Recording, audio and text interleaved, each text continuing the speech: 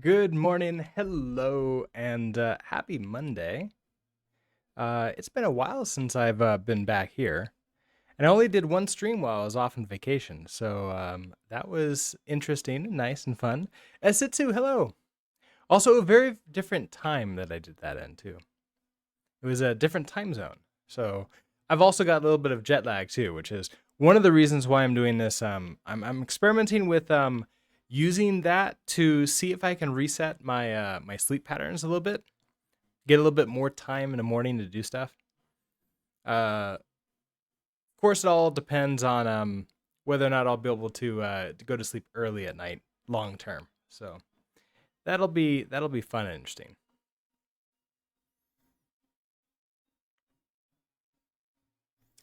Let's see. Okay. Now, while I was on vacation, I did actually continue working on this a little bit. There was some of the stuff that I needed to do in order to see in order to what no not in order to that should be better done off stream. Sleep, no time for that. You have a lot of streaming to catch up on. Well, if the stream goes the way I want it to, it'll be 3 hours in the morning, as opposed to just like 1 hour and 15 minutes. So like doubling that time, which is uh, really nice. That would be awesome. Basically, get a lot more time for this, and then well, that the counter is then going to bed at 9 p.m., which it's like I'm more of a morning person anyways, so I'm not really that upset about it. But it does. I'm trying to like also synchronize my schedule with my wife and sort of work with that going. So all the things together.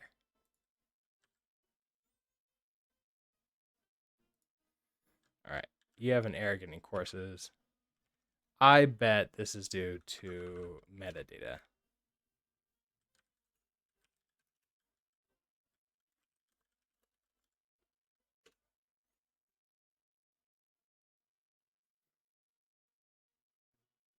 Inconsistent metadata. Maybe I need to run the it's her migrate.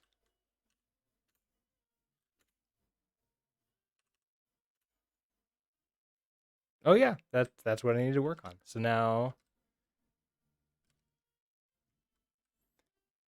back to you. Ah, there we go. Okay, so now we got all our stuff. All right, so let's I don't remember exactly what the last things you all seen was. So let's just sort of go over and do a quick tour. So we have our normal landing page still. We're not logged in. We go to courses. We have our list of courses, but I've added this new section for live courses. So what I decided in the database, there's still actually just normal courses, but I now have the ability to set if a course is going to be live or not. So this is not showing up there. That's fine. Coming down here, we have our normal course. None of this has really changed. We have a preview button, so we can go in and take a look. Uh, I wonder if this one doesn't have any. Oh, there it goes. Okay, so here's you have an article. I have the preview link on it, and therefore I can click in and sort of take a look at it. You want to see that second course? Oh, this one? Yeah, this is the course that you have to take after you've witnessed some kind of Cthulhu creature. Do I have I don't have any of them where they have like multiple previews. So I can't click on this article here if it doesn't have the preview on it. So I think that's interesting. That's all I've got there. Okay, so then let's go ahead and log in now. I need to create. Oh, let's do our meow again.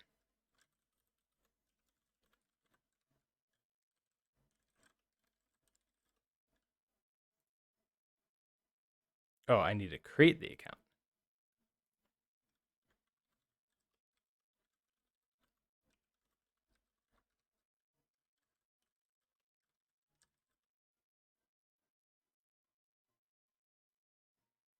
Ah, I thought I got rid of this, but it's still there. Okay. Well, I still need to work on doing that. Oh, you thought that was the fall asleep on the keyboard course? I mean, it's is there a difference? I mean, it could also be the cat actually taking the course too. Maybe that's what it is.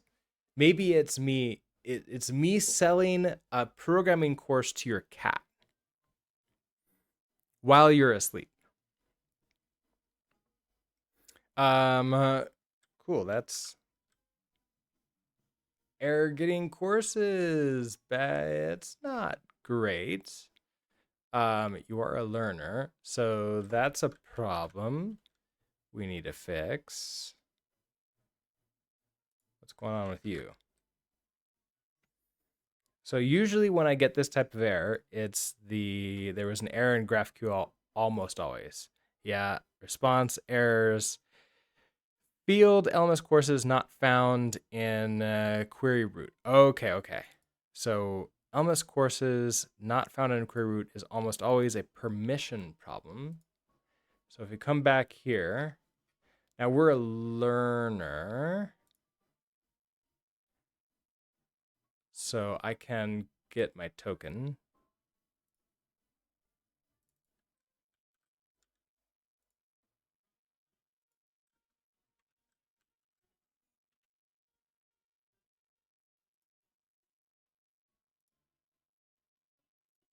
And let's see. What are we looking for?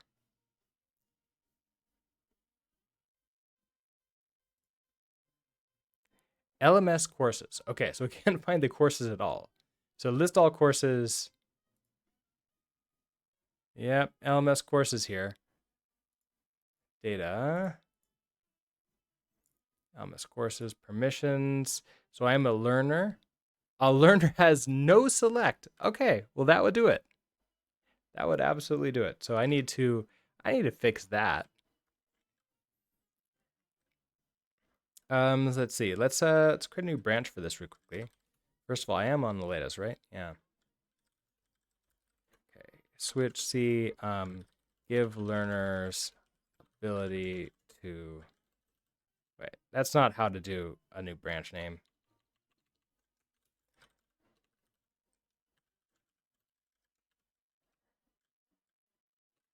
Select options. So select permissions for LMS courses. I've just learned that I like longer branch names because then it shows up here in the terminal for me, and I, I, I can remember what I'm doing from session to session. All right, so we're gonna come to here, and I want to go to tables, LMS courses. And so it's this one. We have our select permissions, so there's public. I have role author, and apparently I have no. Oh, you know what? I've been doing this entire thing as a either not logged in or logged in as a author, not like anything else. So I need to take you. So I probably have this a few different places.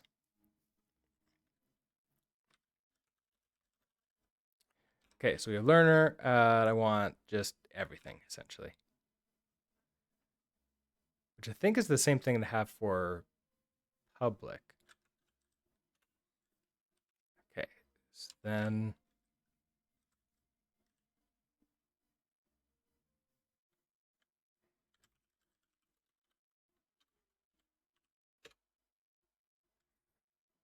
okay, apply that metadata, and now if I hit refresh, you should be, yeah, a learner has everything here. And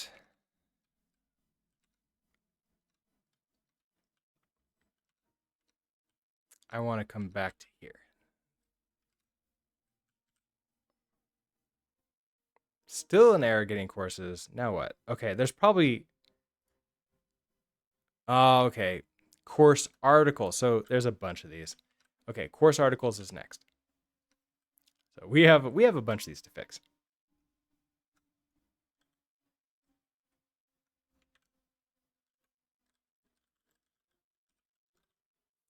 Okay, so public LMS course articles, that's next.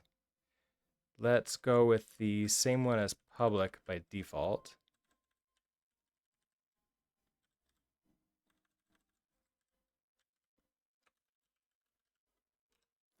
So you have preview and order by.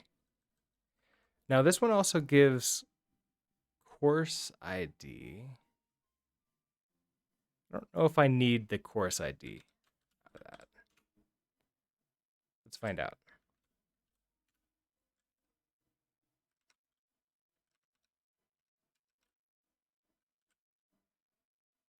Okay, that gives us the ability to see all the courses. Oh, I've also. I need to log in again. No, never mind. Don't have the ability to see all the courses yet. Article not found in LMS course articles. Okay, so field article not found in type LMS course articles.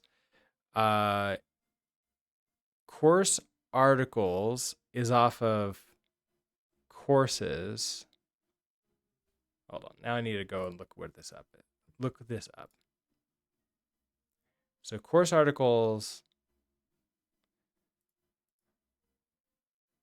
Yeah, okay. So this article in course articles. And the preview is off of. Okay, so course articles is the join field article. Okay, so I need course articles I need to update. And then article probably also.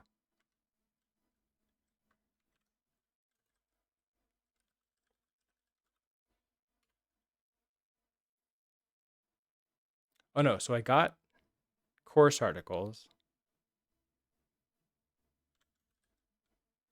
So I need articles.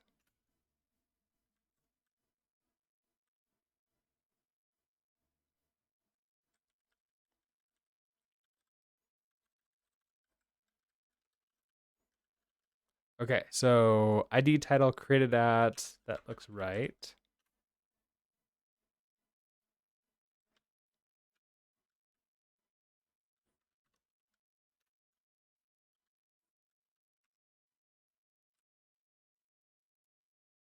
Ooh, okay. So now I got that stuff. And I can see, okay, preview. So that's the thing. I think I have something in the backlog to prevent you from able to see this unless you actually own the course. I don't know if this learner, well, this learner can't own the course. It's a brand new learner. But I've been setting that up too, so that's been fun. All right, let's go back to here again. What? Still an error? Okay. Now it's what? Missing session variable. User ID.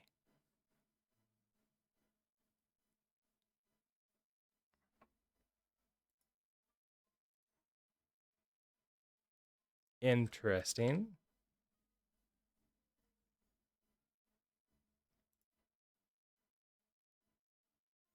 That shouldn't be failing to get that. That's like the deep. Okay, so oh,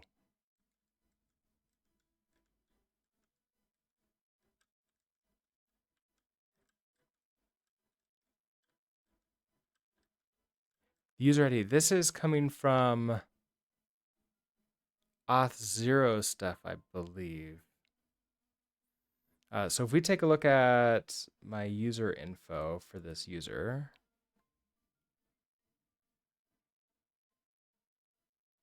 Xhasura user ID, I think is, yeah, there.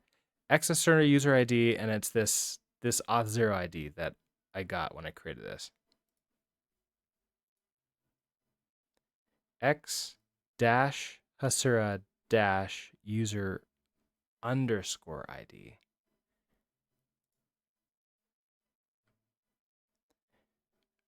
x dash hasura dash user dash ID.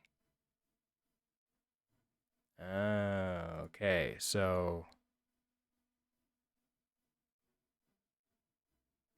this is supposed to be a dash here, and it is not.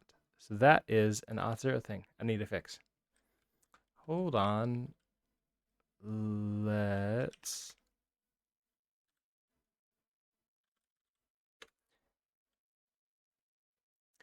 I need to go in there. No, don't sign up for auth0 again. Login time.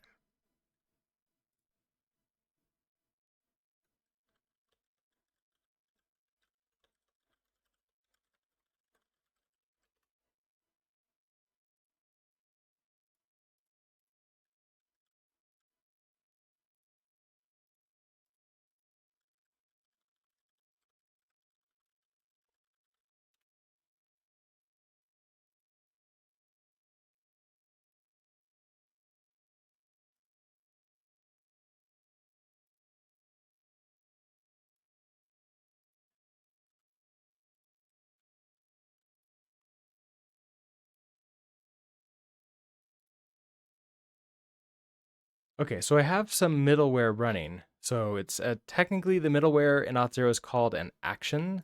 So if I go to my library, I have, okay, so it's sync users.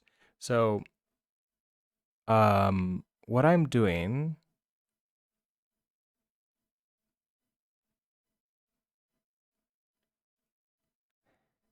I'm syncing users with my database every time you try to log in.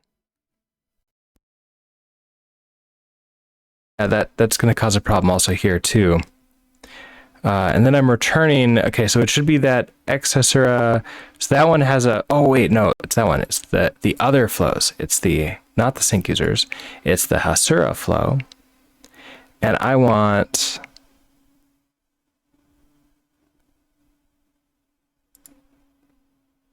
hey, that's set to dash. That's set to dash.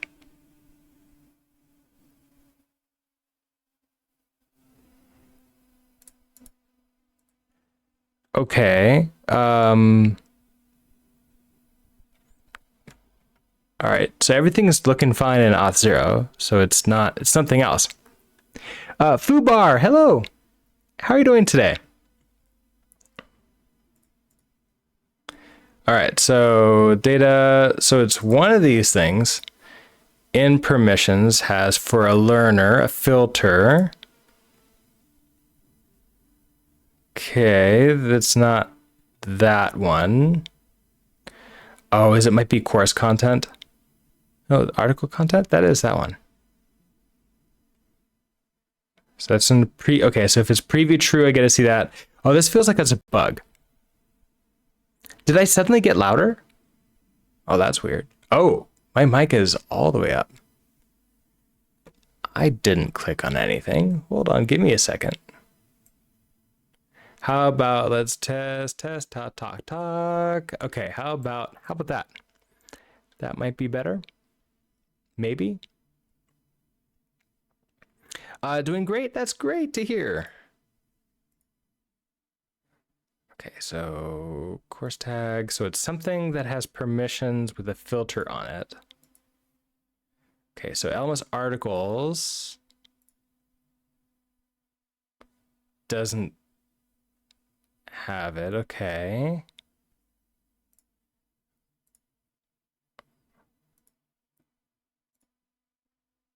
Not you. Courses? No. Yeah, without any checks. Tags, it shouldn't be a problem. Roles? No. Tags? No. Oh, user courses with a custom check. Aha, okay. Here it is.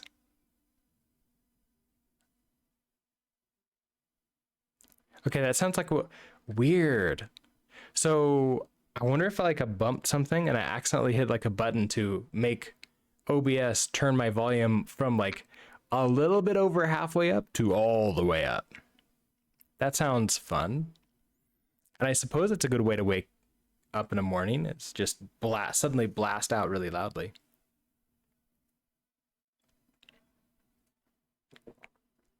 Okay, so this needs to be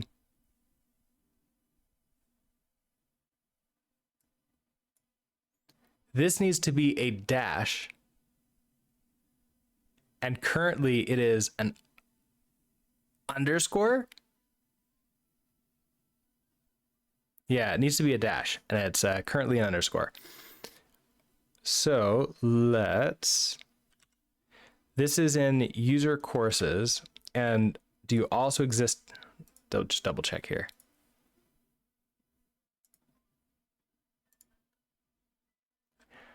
It's in user courses, and it's also in users.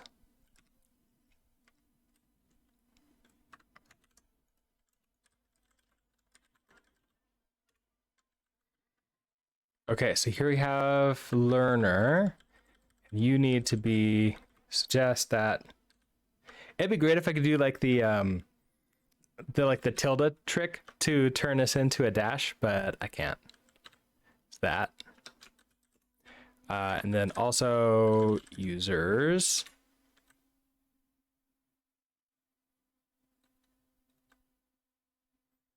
Oh, that one does have an actual dash. Okay, so it's just the other one.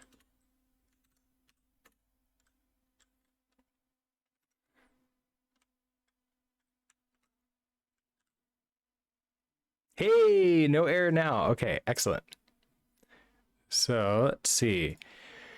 Oh, no, we're not logged in again. It logged us out. All right, learner, no error. Okay, excellent. So courses, we'll take a look at you. You can look at it. You can't update any of the articles or anything. We can preview. Which was the one that had something in it? I know one. Okay, here we go. We don't own this course, so we can preview it. And if we want it, we can go purchase to access. Okay, great. I don't actually know if I've set up that button properly. Probably should.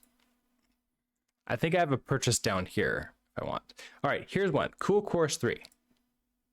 So yay, my article, and then I can't see anything at all. So if I come back to Cool Course 3, I should have a purchase here, and I don't. So that's a thing to add in. If I go in and I try to purchase here,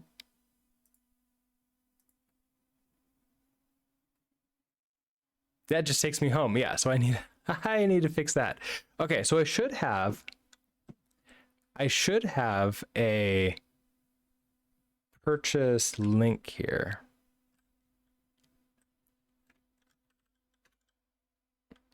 So let's see, where is this? Wrong window. This is the course details page.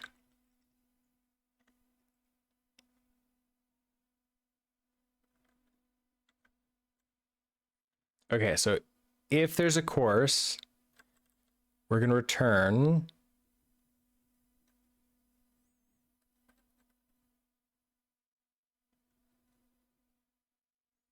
the create admin nav routes. So that's a function down here. Oh, that's up above. Okay. Hero main routes. Oh, if there needs to be a payment URI. That's what it is. I'm missing a payment URI. Okay. So that's another link I have to go. Hold on, let's log into Stripe.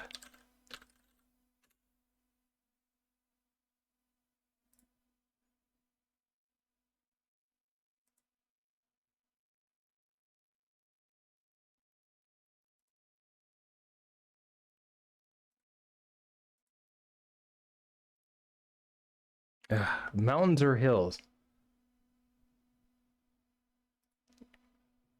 I think those are mountains or hills. Oh no, my authenticator app. Oh, I have that upstairs. I don't have that down here. I might as well go grab that really quickly. We're here for a while. I will be right back with my YubiKey.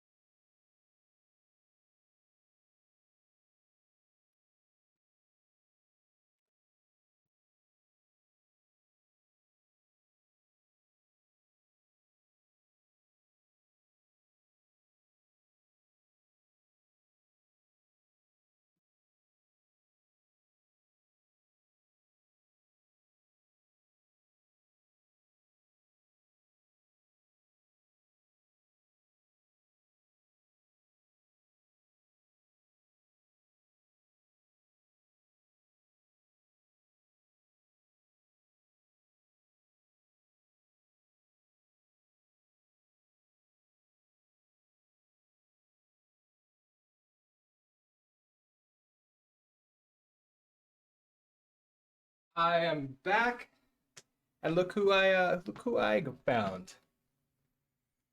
He's slightly upset because he's been pressing the food button all morning, and he doesn't like the food that he has, and it's his last can of food.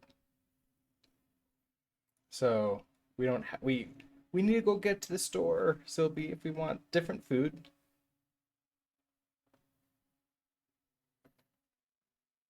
Okay, are you done? You can sit. Okay. I put him down on the little table next to him, but he's like, nope. He wants to head out. Sylvie, I'm sorry. No food. We're out of food. I need to go shopping right after this. Okay, so let's try. Okay, I need to open up YubiKey.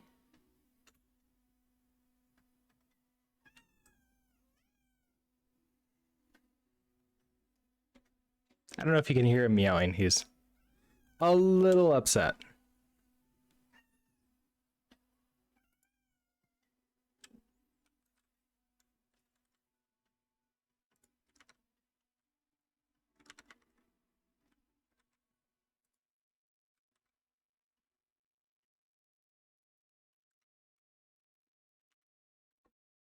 Okay, so I'm in here. I want to go to test mode on Stripe. I want to find a product that I've set up. Okay, I have this live course. I have this one, which I've just set to $250, but I don't know if that's what we're going to do for Reels. And then inside there, I have to add some metadata for a Lambda function that I created to work. I then copy you as the link. And we have to go throw that in here for data. So that's going to be for this LMS course. It's Cool Course 3. We need a payment URI of that. Oh, and you're also, let's just make that live true too while we're here. All right, so now let's come back. So courses. Oh, I think I need a refresh to get it, actually get new data. Okay, courses. So now we can see Cool Course 3 is under live courses. Everything else is under the featured courses. So then we click on you. I logged out again. All right, courses, live courses, click on you, and you don't get anything. What happened? Oh, panicked called on a none value. Course details, line 98.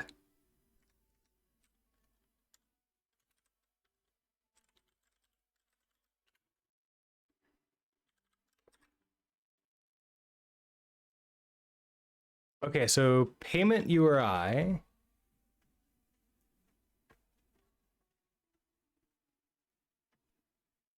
Oh, because it can be a none value for, this is for Cool Course 3, right? Yeah. So you do exist with this, right? So let's double check. So I want courses payment URI.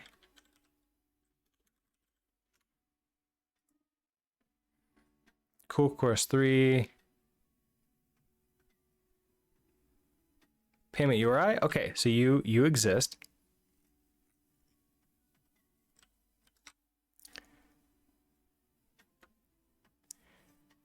I guess I should handle that a lot better. What am I, which one am I unwrapping that's causing the problem? So it can't be that one. I'm handling that. I have two unwraps here. I have this unwrap. So the payment URI. Oh, and DB user. That's what it is. DB user.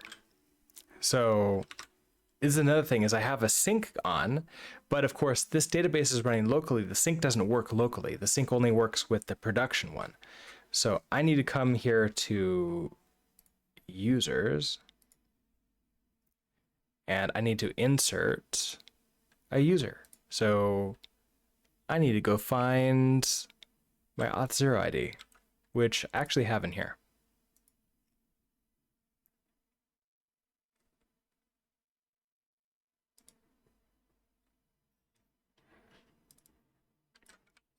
Okay, so that's my auth0 ID.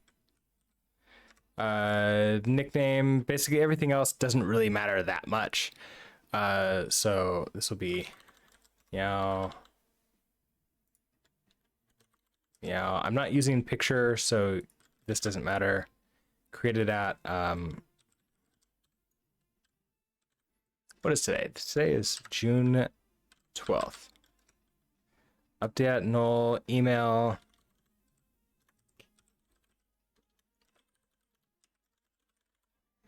Okay, email verified. We'll just say false. Oh, and the role ID. I need to go look at that.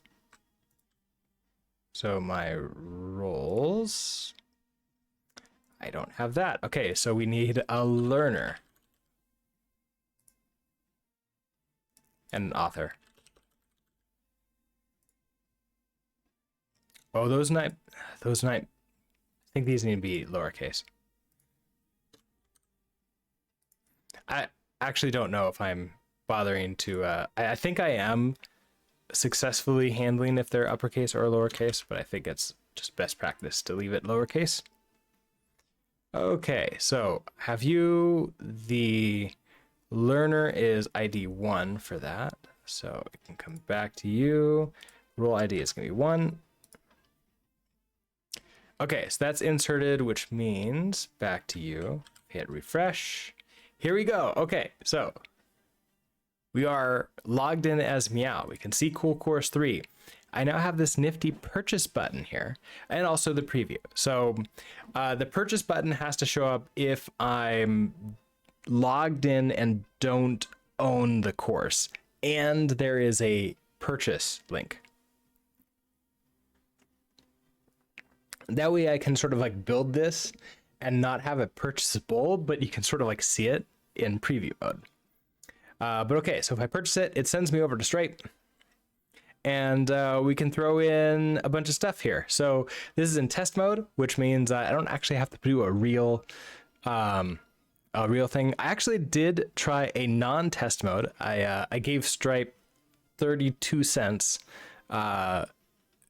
So it's if you've never used Stripe, it's basically allows me to take credit cards. Theoretically, I can add it for like some crypto and some other stuff too. I didn't turn any of that on.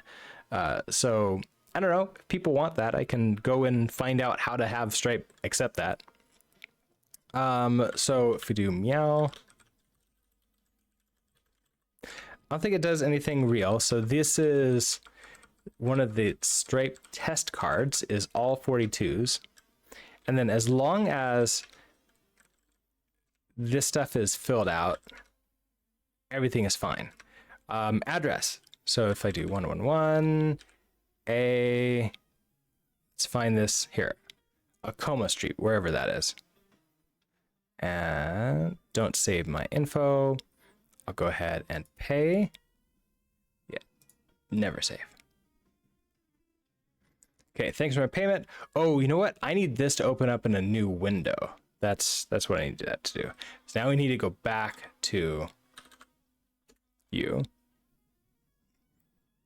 And stacking, hello. I know, it was fun. Okay, so then after that, the Lambda function for production does this, but it doesn't do it for the local database because the Lambda function can't access my local version of this. I should probably at this point for development switch over to using a deployed Hasura. Wait, do I sound really flat? I usually have the gain all the way down on the microphone itself. Yeah, and that's down all the way. Let's see. What do I have in here? Yeti mic. Okay, so it is the Yeti.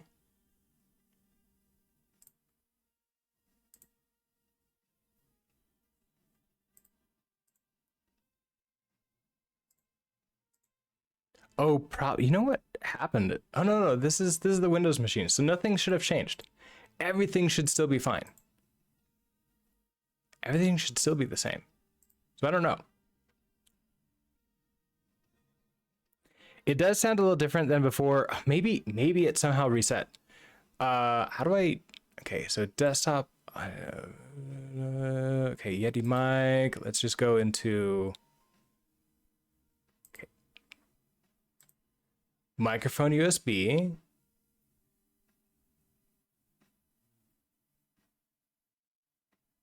Yeah, I think it's okay. So it's supposed to be all those. Okay, how about filters?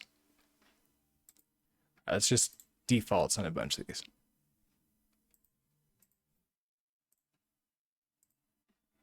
Because I don't really default a lot. Okay, gain was up a little bit. Now it's down.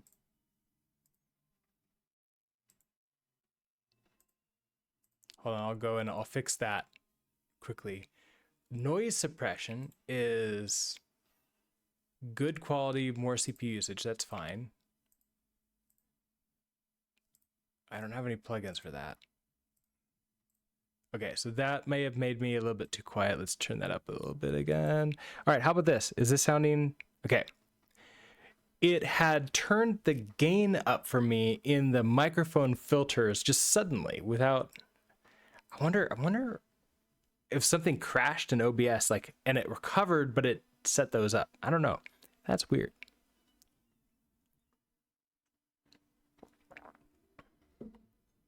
Totally understandable though. Okay, so what was I doing? We're back here. Oh, I need to now add in. So I have this user courses table. So my user is 1, and this course, cool course 3, is 9. So now we're going to say, and this happens automatically normally, but here it doesn't. So we have 1 and 9. You have purchased. Okay, let's log in again. Okay, so courses, cool course 3, and now we own the course. So we can open the course. So we come into here, And we have access to all the articles. So if we come into here, we see you. So this is the cool article 5. And then down here, we have the created in Hasura. All right, great. Now, what we don't have, I don't have 3 articles. I've said you should have the button though. So what I've been working on is, oh, you know what? I'm in the wrong branch. I have a branch here. Let's see, no, I want pane window. Yeah, that's what it is. I want branch.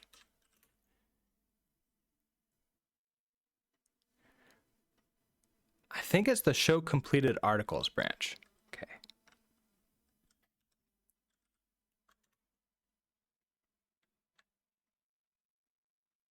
Oh, you watched the Chalk Festival? I didn't even know there was a Chalk Festival here in Denver.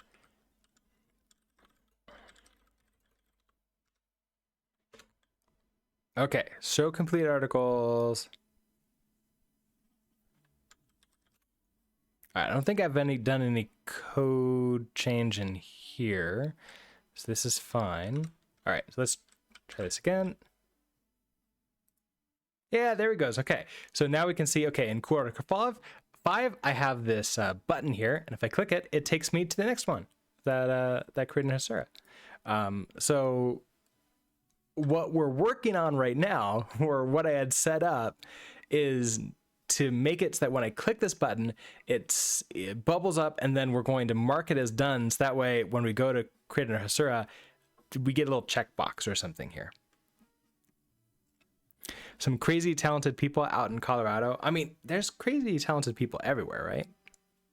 It's just oftentimes people don't really get a chance to shine. So like if your thing is chalk art, like how often are people going to actually be able to see that? So I'm glad there's a festival for it, because that gives people the ability to actually show off their skills. Which actually, that's a interesting question. Do any of you do any kind of like art stuff? Like drawing, painting, chalk art? I think it's a fun hobby that is not computer related, which I think is also important.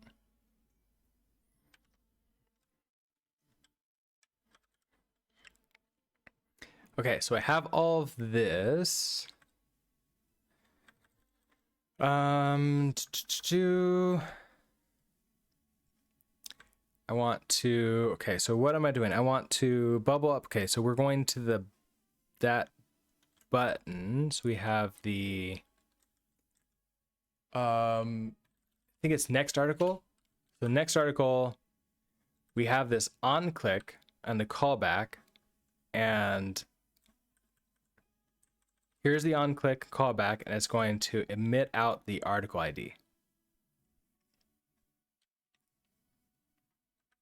And this component is just that button here, and it does a bunch of things to determine whether or not it should even show the button. Like for example, can it find the next article? If you don't own it, then you get the next preview one. But if there's no other preview one, you don't get anything at all. So let's see. That's all good. Okay, so I'm trying to emit out of here. So who owns this? This would be the course. The course article. No, the course access article.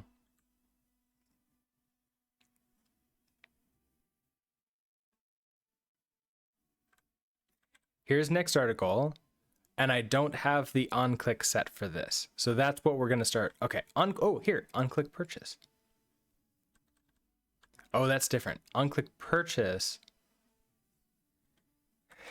takes me to the login route. So that's where we have to change that. Okay.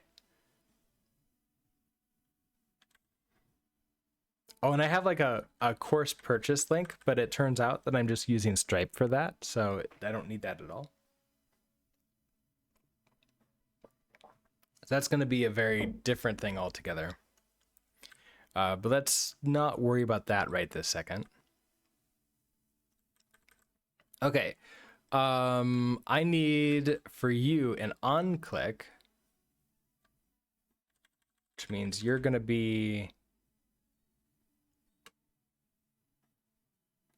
So let's preview articles. This. Okay, if there's an article, I do that. Okay, so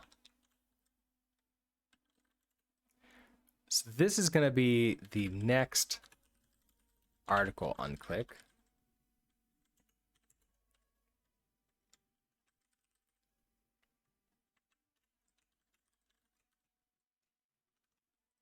Now this is going to give us the article ID, which I believe is going to be the next article ID. Oh, no, this is the current article ID. So the current article ID. So really completed article ID, which is an I-64. And we're going to throw that in here.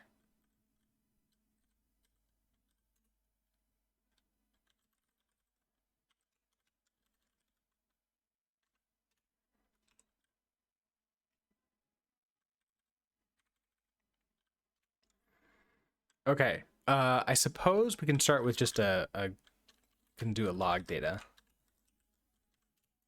So moving to next article from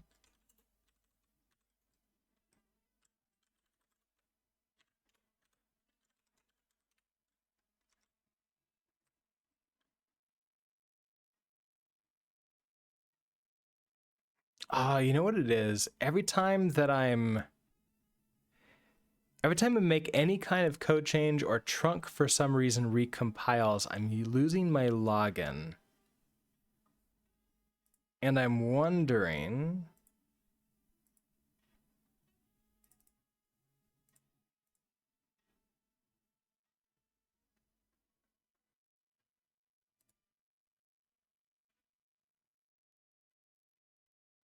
Oh, I need to calculate what this is. I'm wondering if this is too short. And I should make that last a little bit longer. So Monday, June 12th, that's today. 12:50.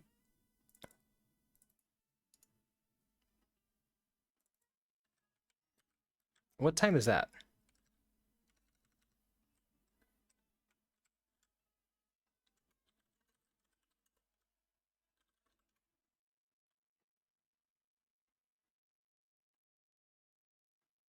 Sure. Why not? So this is. Wait, how do I do time? GMT to USA is. So Mountain Time -6. Okay, so -6. So if I take this. Oh, I can't do that. That's great. So 12:50. So this would be like a PM, right? So 6:50. Oh yeah, that totally expired. That's so the cookie is expiring really like within a minute or two of the token being set. Which doesn't seem right. I should probably do that for like an hour. Let's see. This would be in.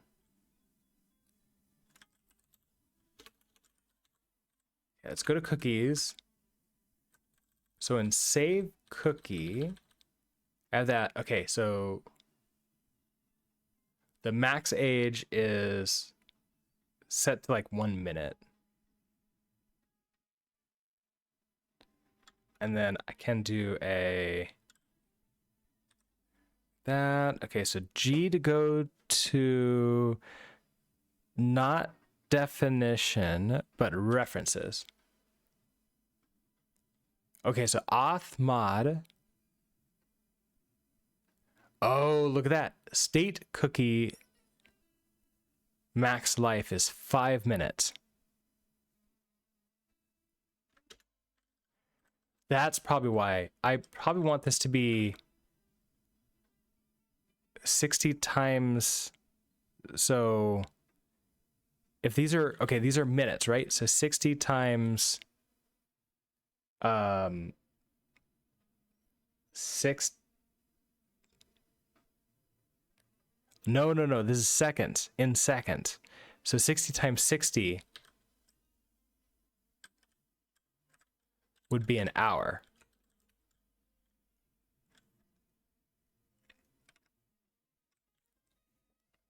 All right, this should make things a little bit better. All right, so course that, open course here. And when I click this button, okay, moving to next article from 9, and we're actually in there. Perfect. So now I need to somehow mark this as completed, and we need to figure out how that's going to work. So what I'm thinking of doing for this is creating a user articles join table in the database. And then that way we know which articles you've completed.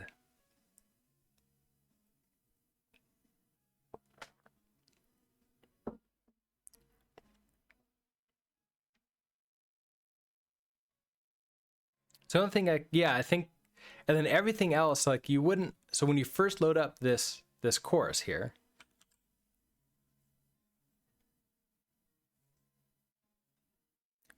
we wouldn't know which one we have. Okay, so if we come back to here, for example. Okay, so click an article to the left to load it.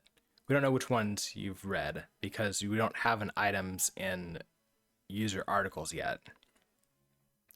We click on this, you're reading it. We still don't know if you're finished yet, so we don't put in anything. And then next article, and then we're done. Or do I want some like in progress thing too? So I know you opened it. And if you opened it, we'll create a user articles. And then in user articles, we can then have you complete it too. Okay, I can get behind that.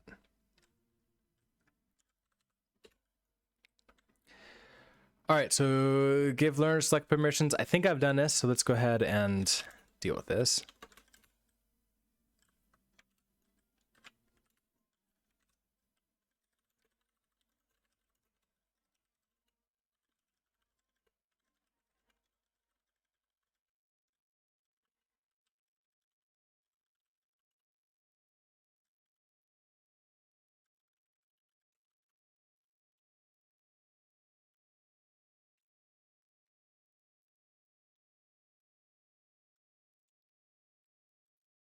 I wonder if I should do these like these branches as per stream essentially, and then I can just merge them into the main later. Because we're kind of done with this. Did I? I haven't even like. Okay, so yeah, we never finished this. This is fine. We'll just should I reuse this one? I feel like waiting for like a merge, but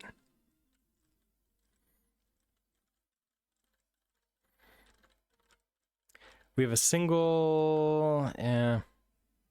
Let's just do the appropriate way. So get.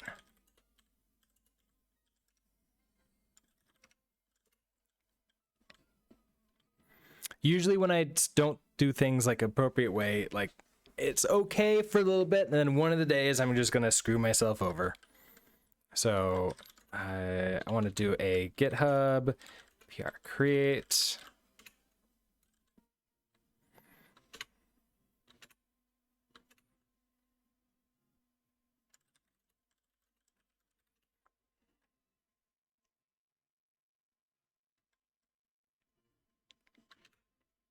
Okay, so we have some GitHub Actions running.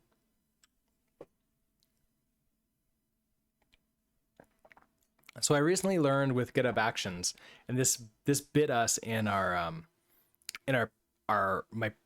day jobs environment, that so we have you have unlimited minutes to run GitHub Actions if you're open source, but if you're closed source, you get like a pretty generous number of minutes, but not infinite.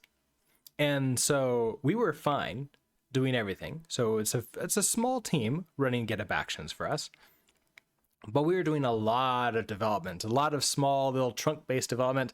So a lot of GitHub Actions runs, and we hadn't even come close. We had never gotten an email or anything else like that. But then we decided, you know what? It would be better for us to use GitHub Actions to run our tests and then update our status page than paying New Relic to run the tests and update our status page. So we started switching over to updating that.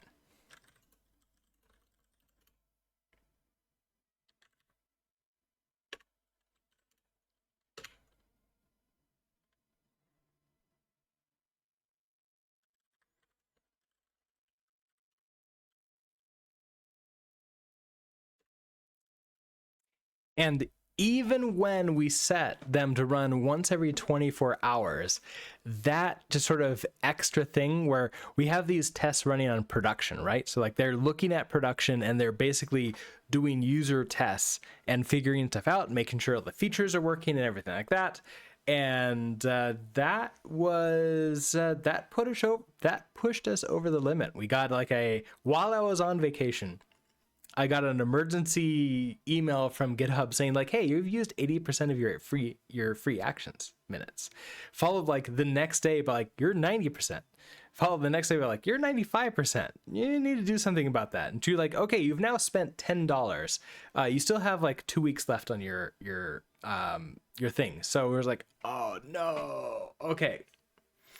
I guess we need to figure something out. So I got to spend a little tiny bit of time during vacation to research and discover, or research and learn about custom runners for GitHub Actions,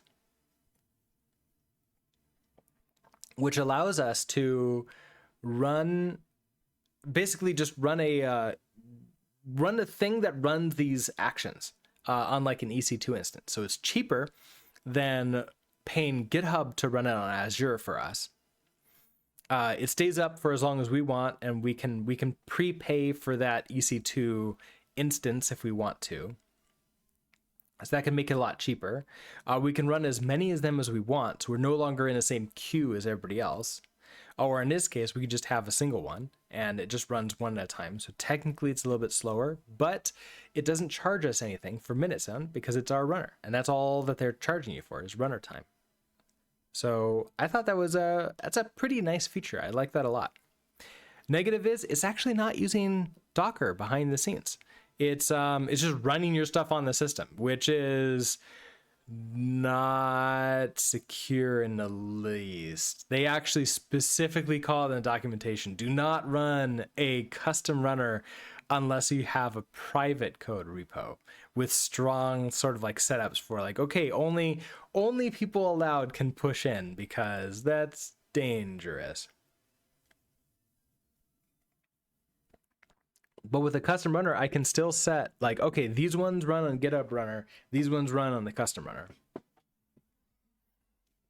All right, cool. So you're now out there and working. Everything should be good. So let's do a git switch. We're going to create this. What's the new one? It's going to be. So this is, oh, we're going to create. So create. This is going to be associate users with articles. Okay. Associate users with articles. We're going to create a migration for this. So create user articles.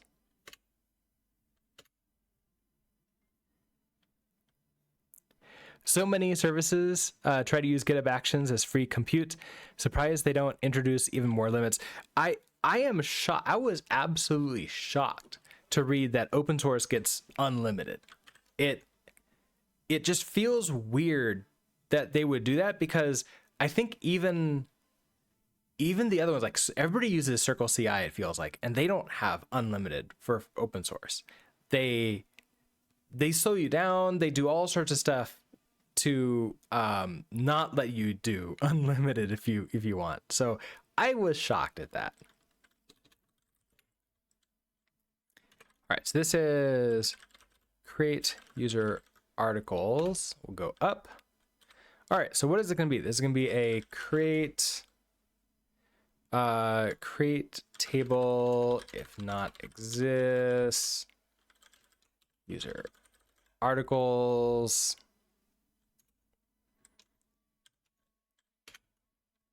Then each name, so we have ID, serial, primary key, not null. Don't have to like do a default. I mean, I'm pretty sure if I do primary key on the serial, it makes it not null. I don't think I really need that. Let's see. Okay, so we have the ID. Oh, you know what? I actually don't think I need primary key like that. I don't even need an ID for this. Well, what I need is a user ID, which is going to be an integer. I want this to be not null. No default.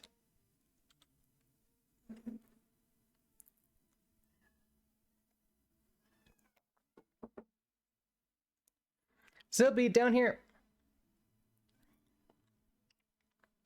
Hi. Down here. Okay, so user integer. Okay, so then I want, there's references stuff too that I can do at this point. Hi. Which I constantly forget exactly how it works. Hi.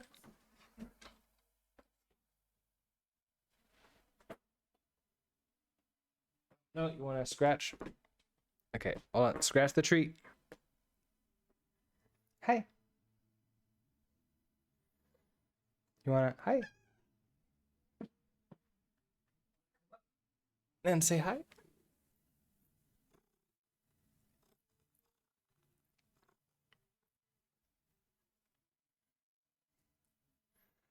He's searching for food.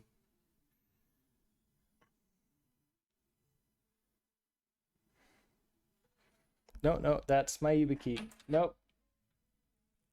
Give me my hand back. You're not allowed to have that.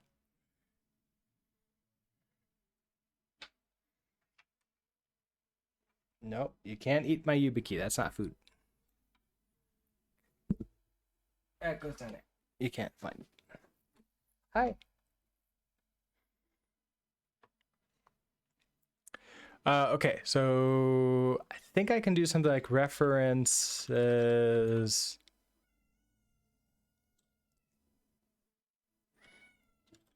Users, something like ID. Yeah, gonna have to go look it up. Postgres, create table with a references right in there.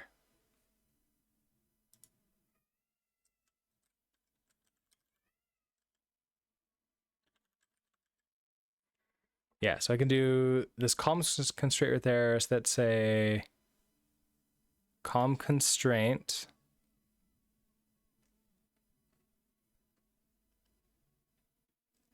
Okay, references, ref table, ref column. Oh, and then we have to do this on delete. Oh, I don't have to do an on delete. Then I want like an on delete. Oh, and is that okay? So not null references. So here we have not null. Null. Okay, so references. Ref table would be users. Then I want this, okay, ID like that. Then we do on delete cascade. Okay. That was it. Then we have article ID, just integer, not null. References, LMS, articles, ID, delete the cascade. And then finally, I want to set a primary key, which I can do that somewhere up here.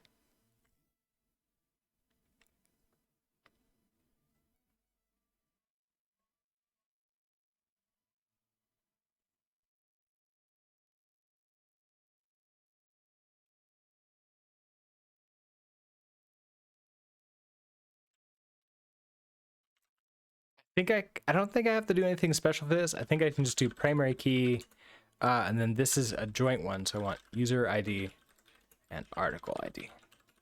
So all together they make up the primary key.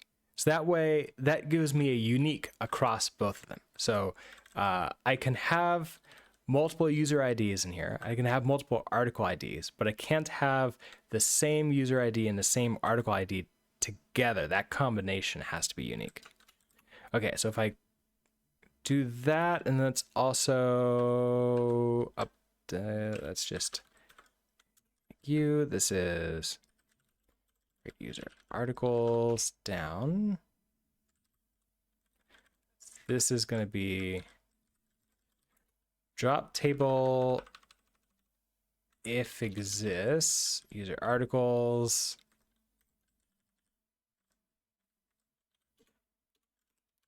Like that.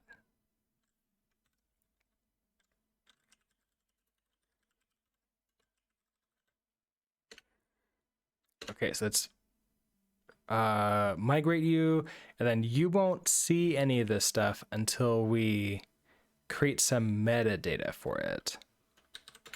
So I need to go into metadata, databases, default. I need to touch. Okay, so it's actually just copy. Public. So this is going to be user article. So let's copy user courses. And we'll make that public user articles. YAML. So public user articles.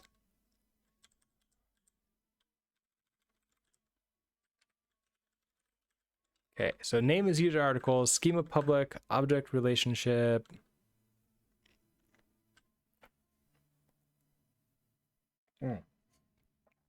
Right, so there's this idea of object relationships and array relationships. So for each of these, I think it's going to be an object relationship for both of them. So this is going to be an article. So object basically is like singular, right? So there's going to be a single article, and then foreign key, this is going to be an on LMS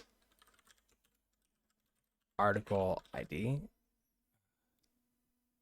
Oh, foreign key. Oh, this just article ID.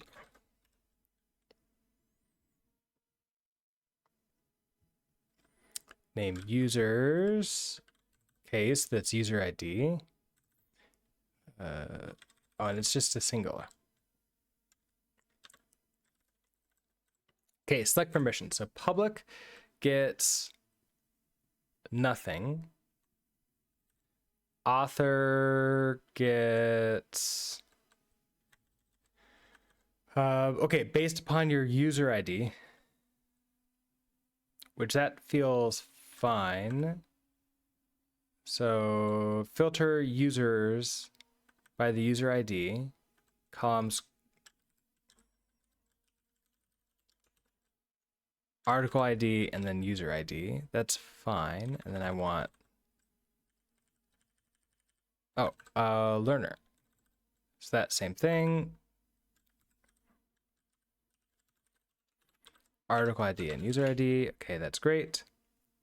And then there's that tables.yaml that we need to update too.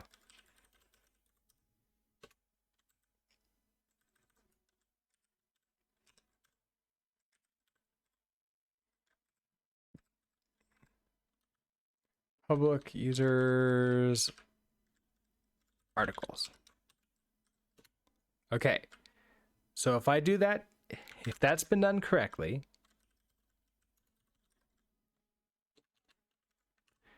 now if I apply this metadata, inconsistent, oh no,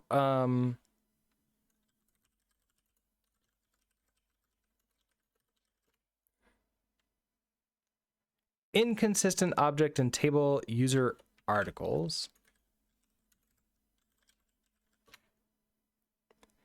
In permission for role learner, users does not exist. Oh, right, because it's not users, it's user. And it's gonna be the same thing here.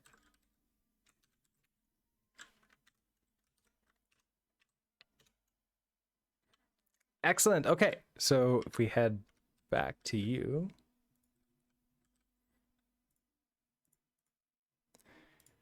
Okay, so you should be happy. Oh, we're not tracking this. Okay, so I need to update LMS articles to have an array relationship with user articles. So LMS articles.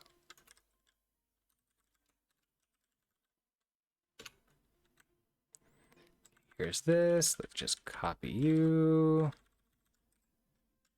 Okay, so the name is what shows up in GraphQL for this. This is going to be the... now this is in from articles. Okay, so from articles, I want to go to user articles. That's going to be user articles. Almost like I just want users.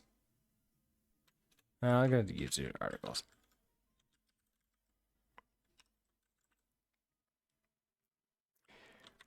Foreign key on article ID, I think.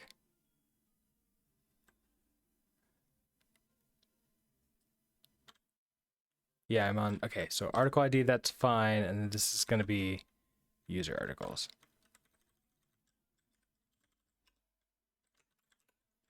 Okay, and then the other one is on users.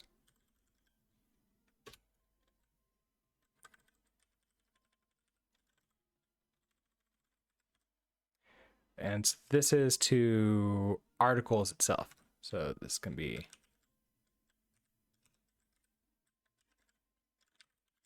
Okay, so articles...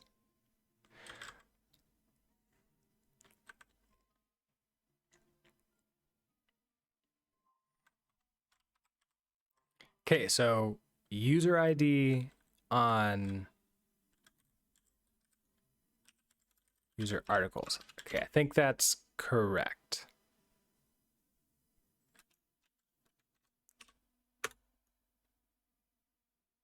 Oh. Inconsistent object in table LMS articles. In relationship user articles.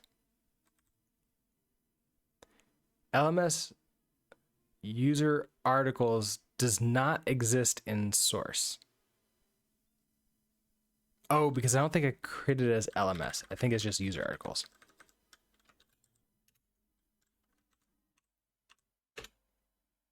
Hey, there we go. Okay, now you're happy. So back to you. All right, there's no untracked tables or views that we care about in this case. So we're happy about that. And we should have permission set up for these. Okay, so next up would be I want to, all right, what do I really want to do with this? When we start reading something, I want to create that sort of link. Which means I need some sort of like API hit to GraphQL to say, hey, we started reading this article.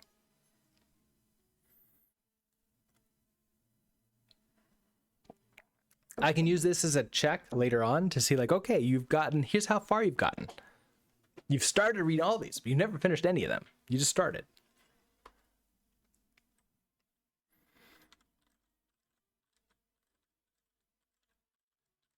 I wonder if I should have a created at on it. I don't know. Maybe.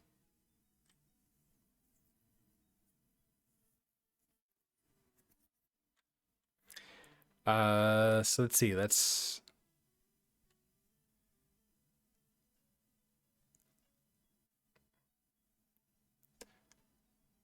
Then the next thing would be creating. Okay, so I need to update in the LMS. Do a GraphQL, introspect that so it gets all the latest everything now. And we need to create a new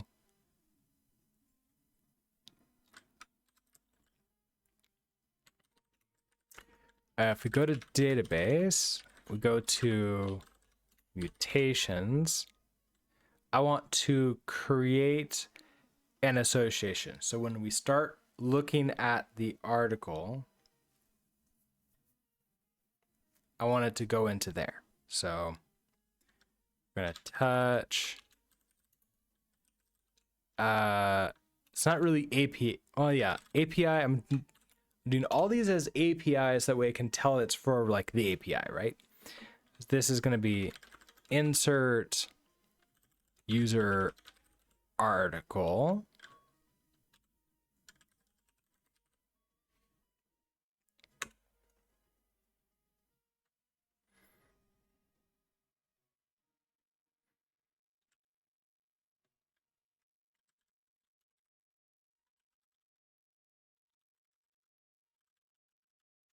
Okay, so here we got to create the actual GraphQL query. I need to be able to do this as a learner.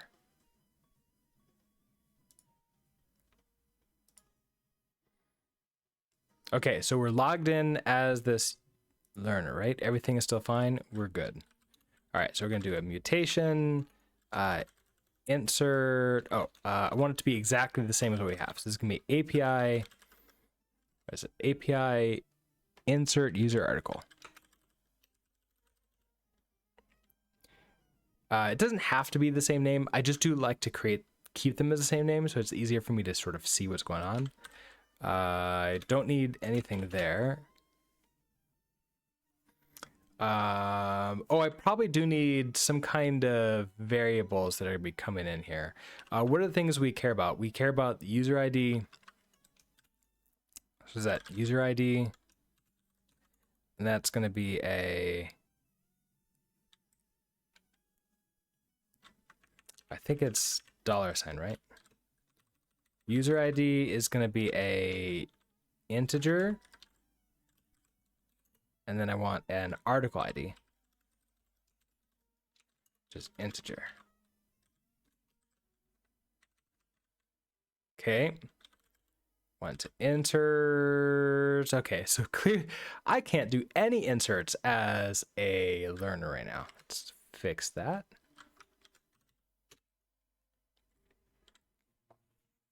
Okay, so this is going to be a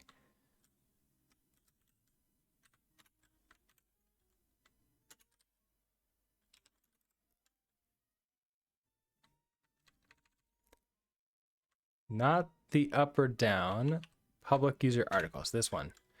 So we have select permissions, and I want to do a brand new one. This is going to be insert permissions. We'll do role of, okay, so public isn't allowed to do anything.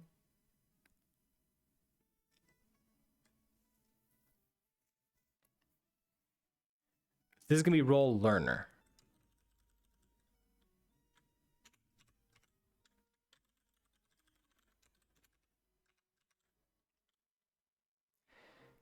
I'm allowed to insert. I don't actually remember how exactly this looks. I can use this as sort of help here. So we have our user articles, permissions. What I want to do is for insert, go to learner. All right, so we could do the same. Oh, with a custom check. Oh, so this is what I can do. I can say like, okay, I want user auth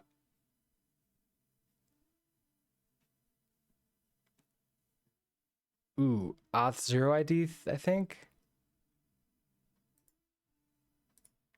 is equal to that. That's what I want.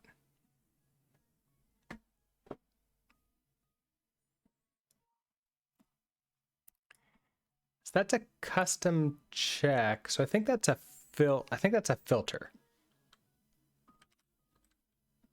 So filter. So that's going to be user. Auth 0 ID.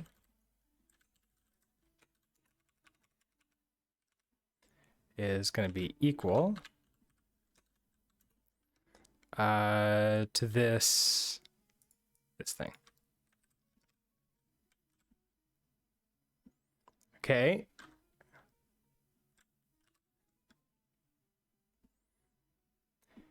And then what they're allowed to do is article ID and user ID. So that is columns.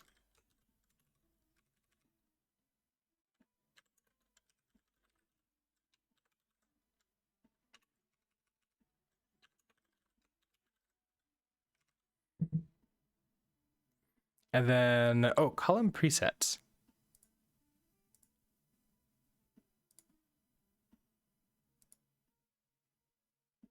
Oh, no, I don't want the user ID to be that.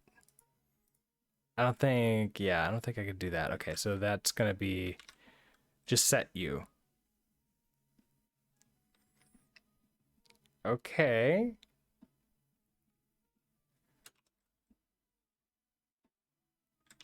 And I think that's going to work. Let's apply this metadata. You don't like that. Okay, so, oh, check not found. Oh, that must be what this is. This is a check, not a filter.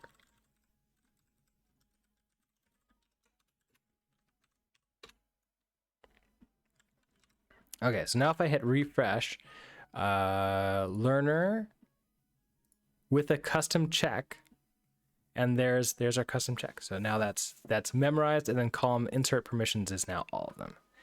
Excellent. Okay, so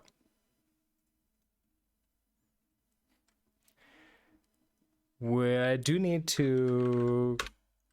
Oh no, this I don't need to introspect again. That didn't change any of that. Everything's still fine. So it's really more of coming back to the API, and now I can use this. So I want insert user articles 1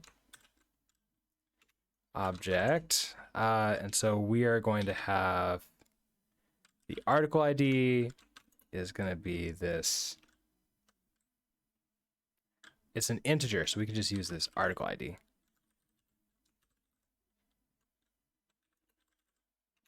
User ID is going to be the user ID there.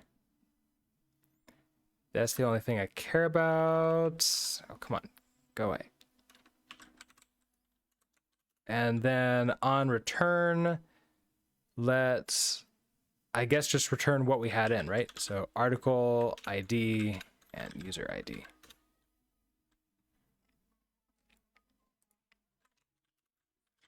So if I want to check this,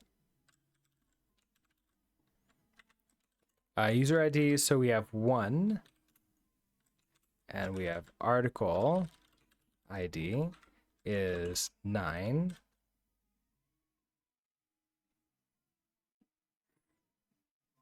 Oh, maybe I don't use $sign here. It doesn't like that. Oh, expect $1. Okay, so never mind. You do want that.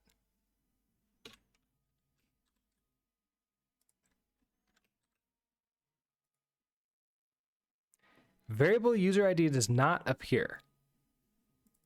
You're right there.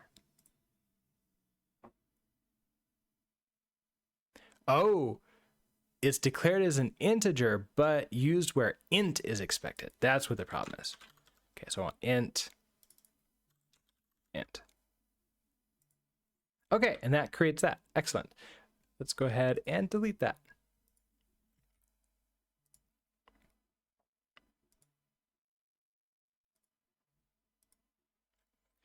Okay, but this is what it's going to look like.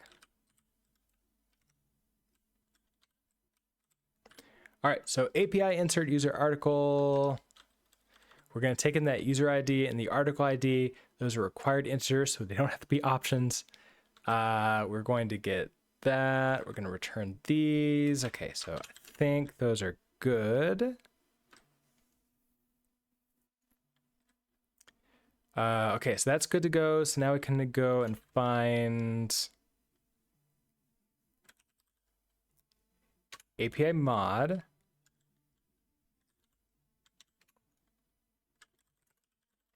Okay, so pub async. We're not here yet. There's one more thing to do. We have to go to source database queries and add in what we just did.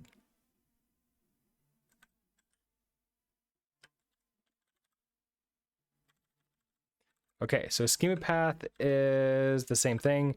Mutations. Okay, so this changes. This can be API insert user article. Response derives debug, and then API insert user article.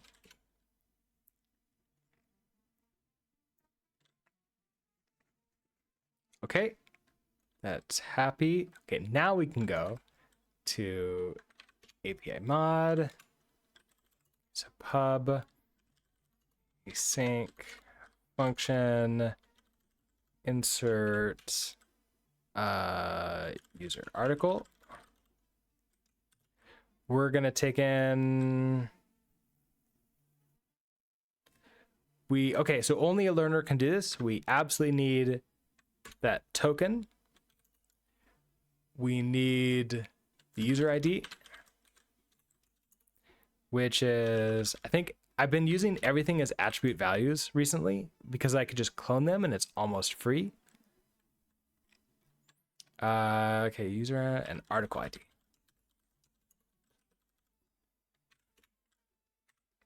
Okay, so that's nice and happy. We're gonna turn a result with a I actually don't care about this, right? So we're just gonna have that. As long as it's successful, if it's an okay, then we know that it worked. Okay, so let's throw a to-do in here. All right, first things up, we create the variables. All right, so that's going to be the API insert user article.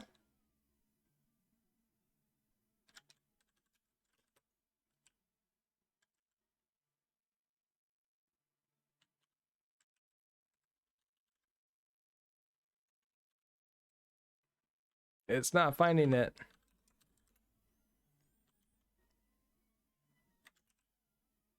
Oh, no code actions available. I can't find it. All right, let's try restarting the LSP. See if that works.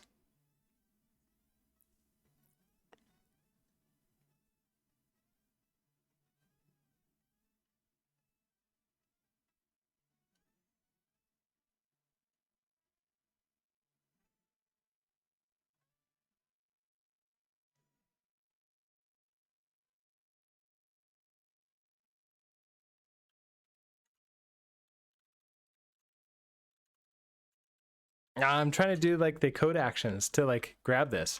I can't find it. Let's see if I can maybe manually add this. So go to, what's the startup file? Oh, you know what? I can just do 1G. That takes me there. Where's everything else? Okay, so we have use crate, database queries. So this is going to be API. Oh, there it is.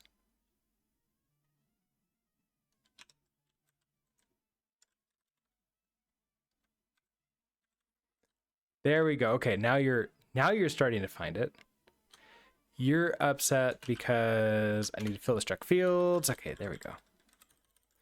User ID. So this is what? Okay, I64s. Oh, you know what? These are not attribute values.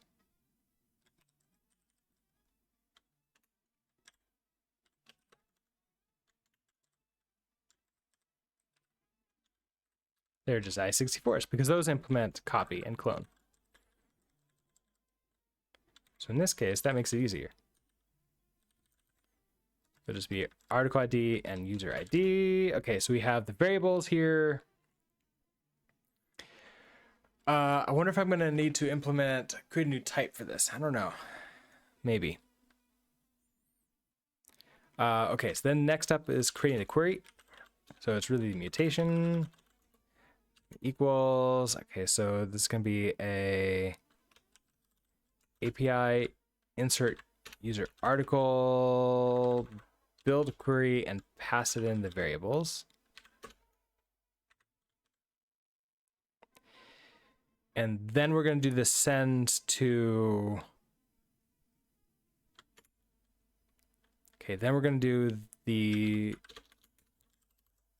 send to GraphQL. New.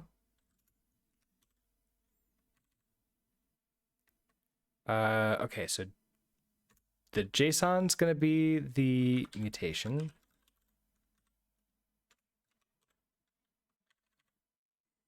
Oh, what do you return? You return a result.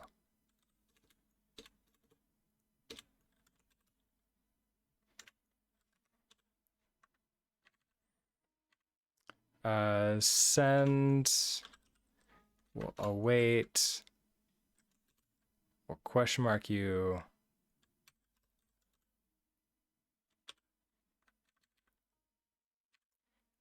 Authorization. You take in that token that's going to be a stir. So that's going to be our token as stir. I kind of like to have this first. And then we have our role, which is then going to be the PB role, which is going to be a learner.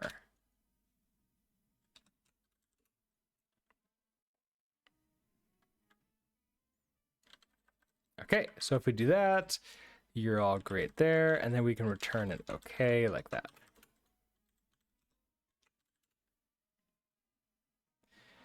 All right, so this should insert a user articles. Then the next thing is, how do I know if we've seen a user article yet or not? That's going to be, as soon as I click on this,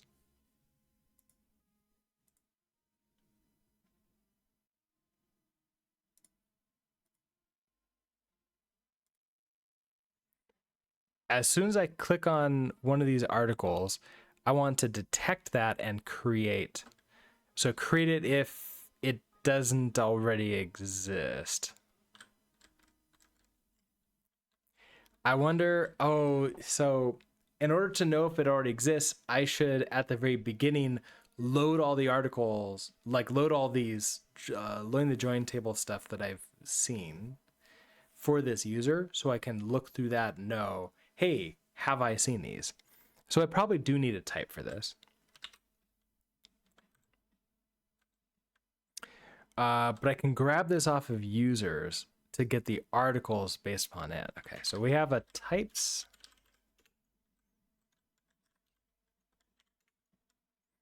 On a pub struct. This is going to be user article.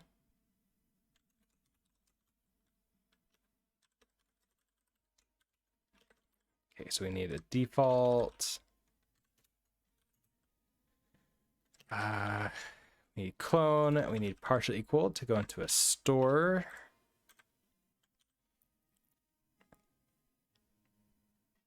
Oh, and always having debug is nice too. I keep on forgetting to use debug, but just having it on there is always nice, just in case if I ever need it. Okay. User article. What do we have on here? We have the pub user ID. It's going to be I64, and then we have the pub article ID. There's an I64. So it's really small.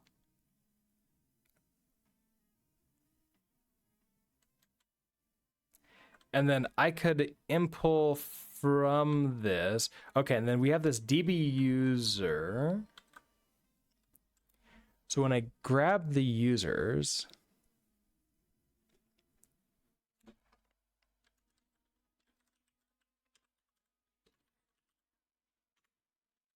so here's this query that I'm doing for everything. So if I grab you,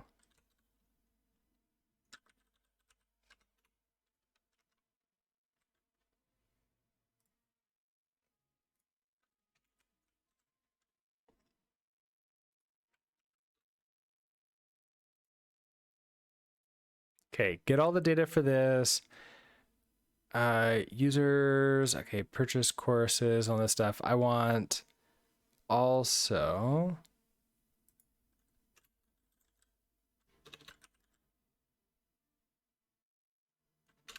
articles.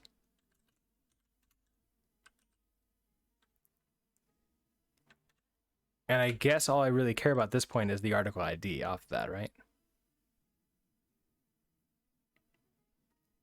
API get all data. Okay, so here's me. I should still be this user here.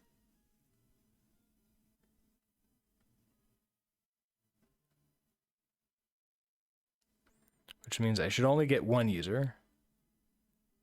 Okay, I get myself. Purchase courses. I can see I purchased course 9. And articles, I have no articles under this. So under users, so under DB users, I'm going to get articles, which is going to be a vec of article ID.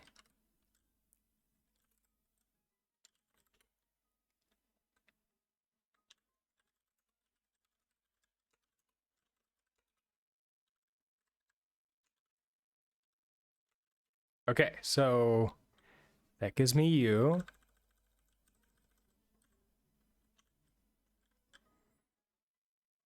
Oh, I need to update the query for this too. So it's the you. So articles, article ID.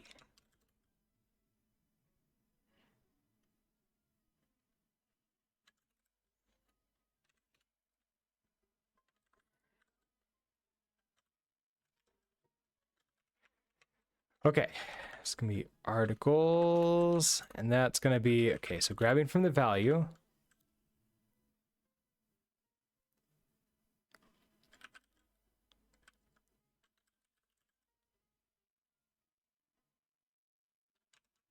Don't know if it's gonna be that simple.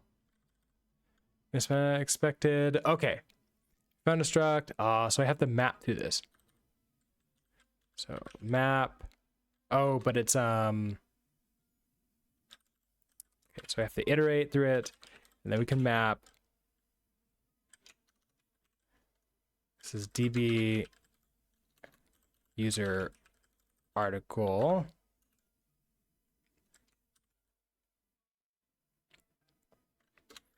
On the DB user article dot article ID. Mismatch types expected, a vec of I64. Oh, then we have collect it.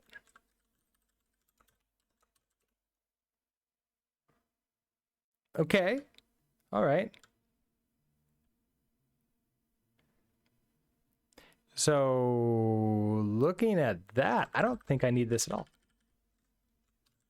Because this is now going to be inside the DB user.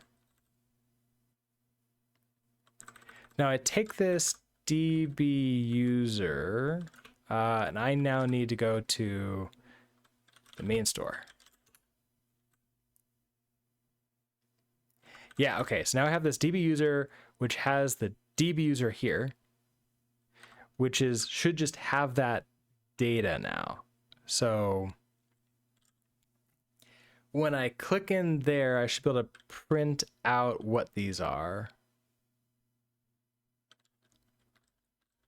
All right, so that's going to be in the course. I have 2 navs, unfortunately, for that because I didn't. The way that the nested navs work aren't working for me, so I had to switch away from that. I really wish like I could get those nested navs to work the way I want them to. And maybe they do. I just need to spend more time with it. Okay, so when I click on the nav thing, I want to capture that and then do something with it. So basically as soon as, oh, error getting courses. Well, that's not great. What's wrong? Article ID not found in type user articles. Okay, so users, articles, article ID. That's working.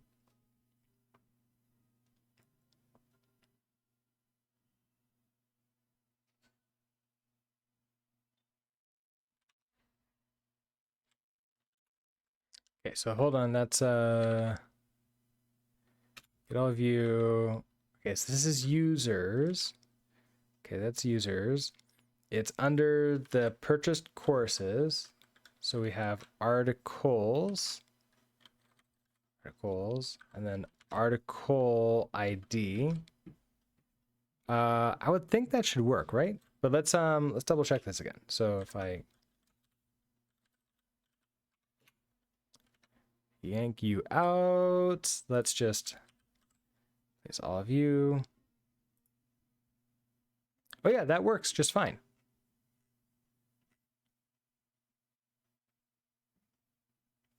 Oh,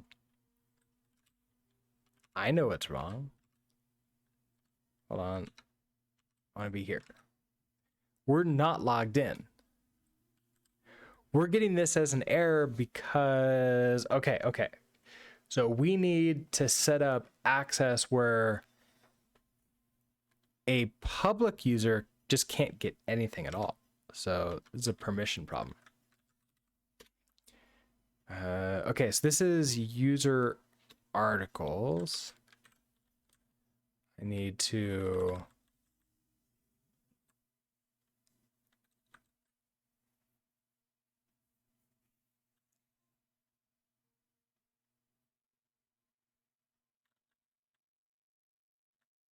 yeah, this user articles. Okay, so public already can't get anything here, but I guess it needs to be something else.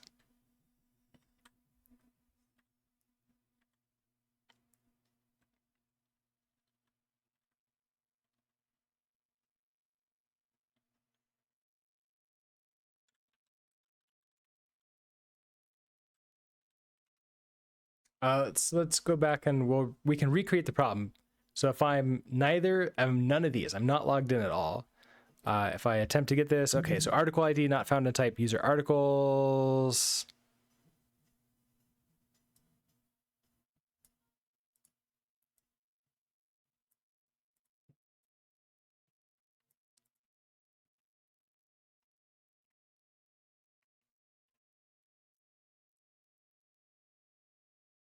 I wonder how I can set this up.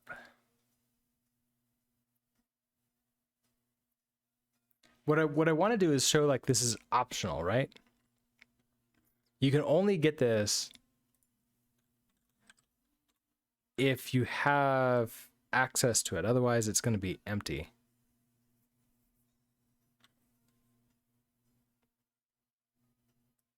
If I remove you, that's fine. Okay, how did I do this with users?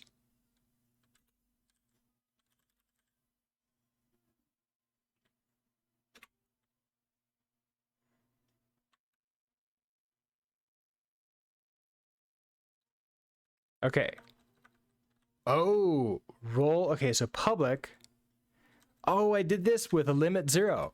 Oh, that's what I did. I did a clever little thing where I put a limit on it where as a public thing, yeah, you can read everything, but you cannot read any lines. Like you have this limit. So that's what I need to do here. So user articles, public column,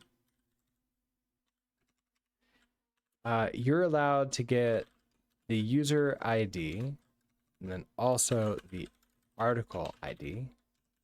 And then we're going to have a limit of 0.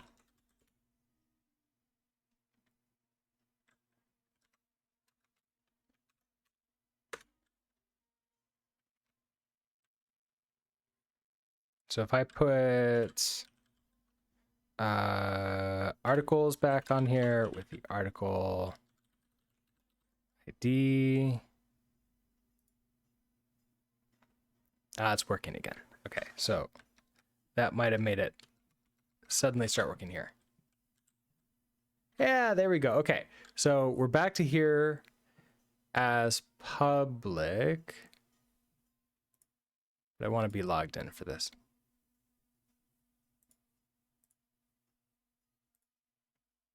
When I click this, I want to get informed about it. So this is on course access. So course article access.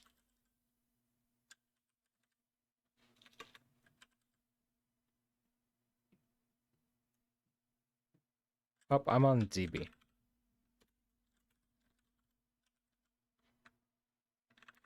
Okay, so in course access, oh, hi, it's Obi. Hello.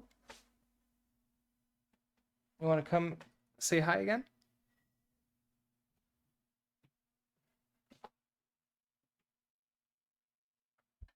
No? Oh, let's see. If CatCam's working again. This is the camera I took with me when we went traveling. Oh, we're zoom. You're really close.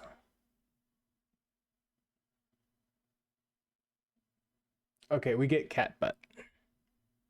I need to figure out a way to put the camera like much farther away so that we can look at cat face.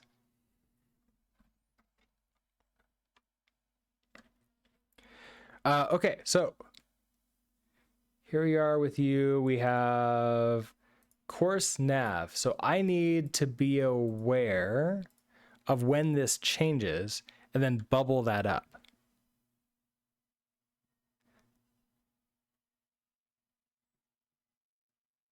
Now, who is this a child of? This is not a child of anything. This is straight from the router showing up. And I can't use events from the router, which is unfortunate. That would be really nice if I could pass events up through if I could bubble events up through the router and capture them in app, that would be the best. That would make it feel the most like React and Vue, which is what I would like of them. What I would like, but we don't have the ability yet. That might be coming. Did I play any Diablo 4 on my vacation? No, I did not. I did purchase Diablo 2 Resurrected or whatever it was, the new version of it, because I haven't played Diablo 2 since it first came out. I never beat Diablo 2 on my own. So I want to do that. I want to replay through that and actually like see it. I'm okay with not replaying Diablo 1 unless they like redo that one and like make that like resurrect that one. I do remember that was a really fun game. I also didn't finish that game either. I just sort of played the first 5 levels over and over and over again as a kid. You were big into Diablo 2 in your childhood? It was, when did I get it? I got it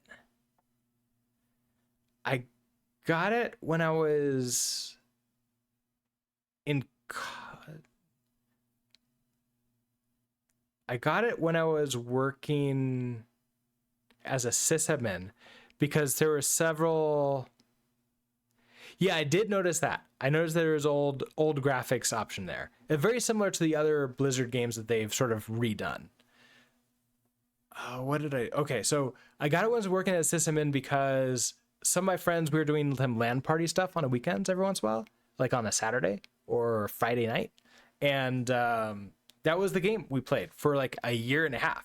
So I played that with them all, but I never really played solo very much of it.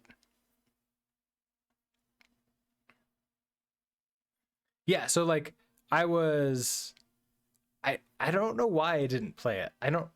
I guess like when I went to college, I was playing more first person shooters type stuff, solo, but not really action RPGs. The original was great. The music is like just stuck and burned in my brain for that. Like I constantly still keep on thinking, am I hearing Diablo music? But no, it's just like little pieces of it, and then my brain immediately feels like it's that entire thing, and then no, it's not.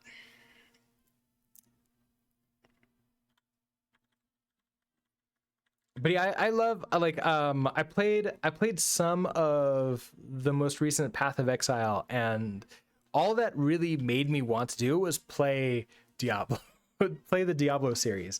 And then I bought and own Diablo 3 on a DVD or CD somewhere, and I never played it. I never even installed it. I just have it. And hopefully I still actually can find it, because I think there's a code on it they can like add to my account so I can download and then actually play it. I just want to replay 2 first. I want to play 2, then I'll play 3, and then we'll play 4 sometime. You're watching the stream yesterday and they had StarCraft music as background music. You knew what it was. Oh yeah, like things like that. StarCraft is the same thing. I played the solo campaign for like the Terrans, and then it got hard, and like as a kid I just gave up on it, and then as an adult I never revisited. And I think as an adult I replayed, like I bought the resurrected version, but I never really spent time replaying it. I should check to see whether or not I attached it to my Blizzard account. Maybe I didn't, forgot about it, but that's neither here nor there.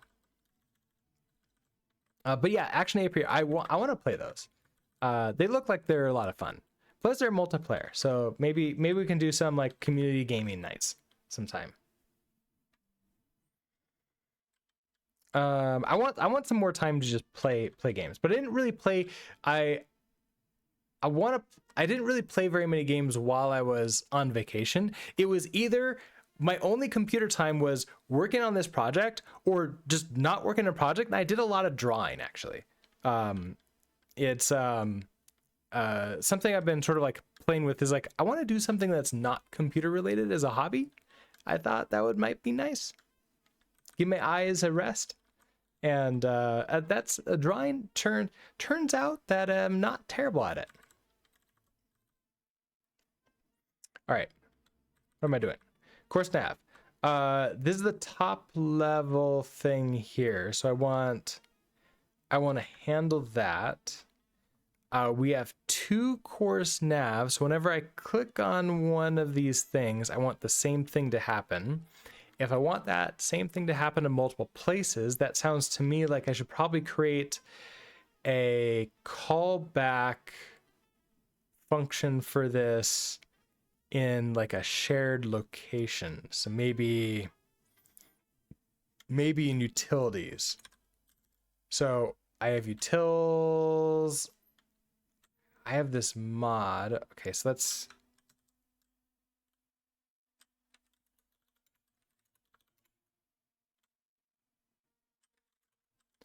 let's go source utils. Okay, I just have cookies right now. I guess we'll throw it into here. So we'll do a touch. This will be, I mean, I don't know if I want to just do this as like callbacks, or if I want to do this as maybe just like nav on click.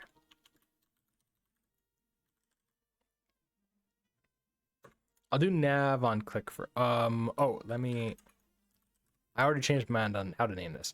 I want this like article, nav article.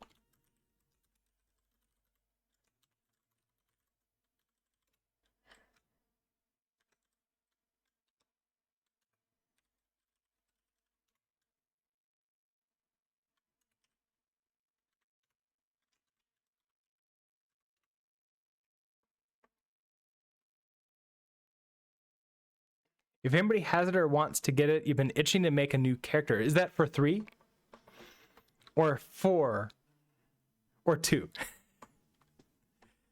I'd be happy to replay. Like, I just want to, for 2, I don't actually mind if I go through it and play with somebody else. What I want to do is I want to actually pay attention to the story, because I played with people who had played it 1,000 times, and it was like skipping every cutscene, like not actually paying attention to the lore or anything else like that. I'm like, I have no clue what's going on besides there's some demon making everything terrible, and the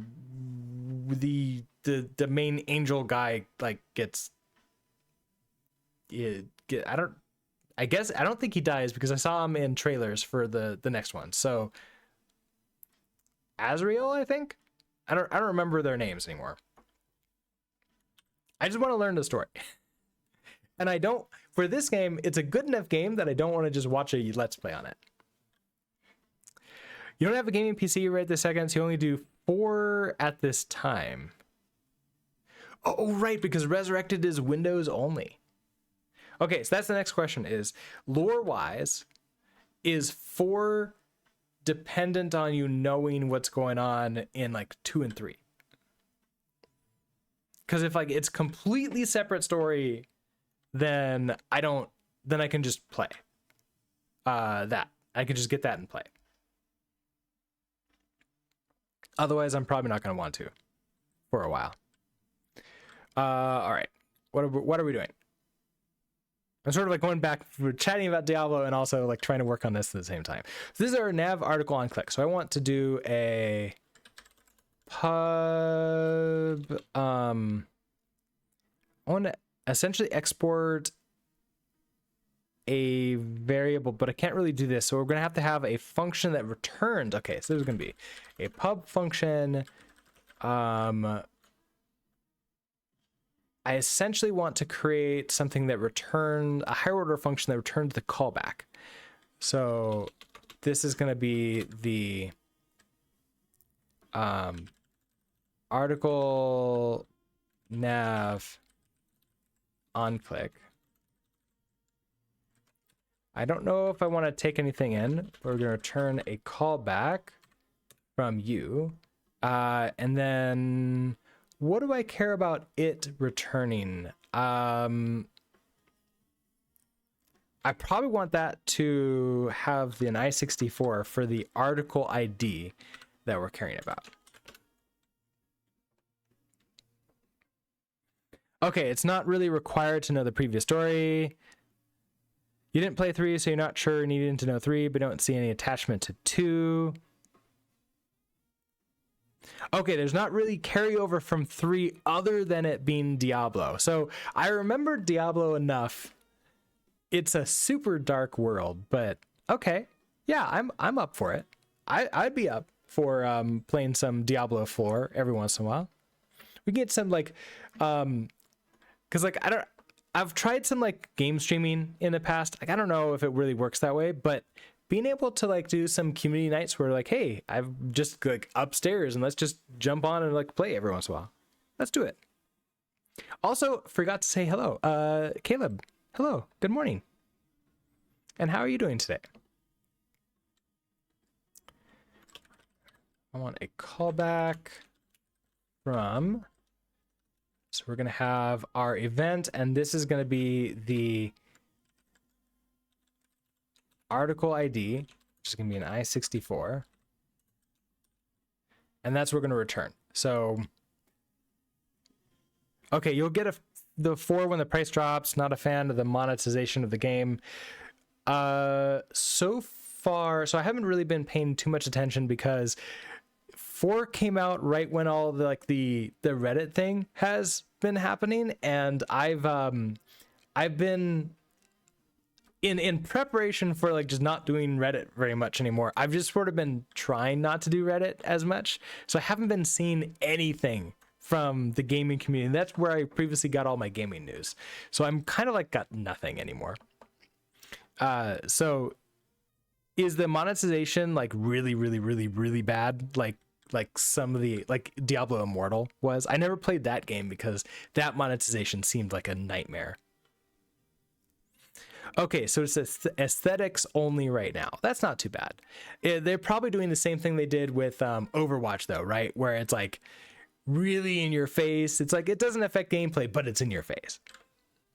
That's what I think the pattern has been for a lot of games now. Looting RPG games have always been your thing, so you're kind of playing Diablo 4 right now. It's just scratching that long childhood. Yeah, it's a good genre. I love that. They're gonna have a battle pass, so we'll see how they push that. Yeah, luckily I don't usually care that much about skins. So as long as it's just skins, I can handle that. You'd be fine with the shop if it weren't full price, but with a shop and battle pass, that seems too much. Yeah, as long also as there's nothing, is if it's just aesthetics and it doesn't include anything else, then it should be okay. At least like that's sort of like my read on it. But if they switch like anything game controlling related into there, then it's like ooh, I don't like that anymore. Okay, what else am I gonna do here? Okay, so article ID, I want to mark this as completed. So I guess like let's figure out what we're gonna do. We've just clicked on an article, and so I want, the ultimate goal is to create a user article, but I only want to do that if already have user article. I only want to do that if we don't have a user article already. And so to that end, I need the store. And so I could have the store passed in, which would be an RC main store. So if I get that, we can just move you in here. Okay, so check if we already have user articles. That's oh, and then Oh, we have this article ID right here. So if I do store dot user, oh, but you are an option.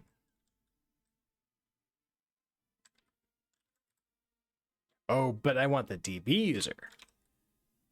So you're an option.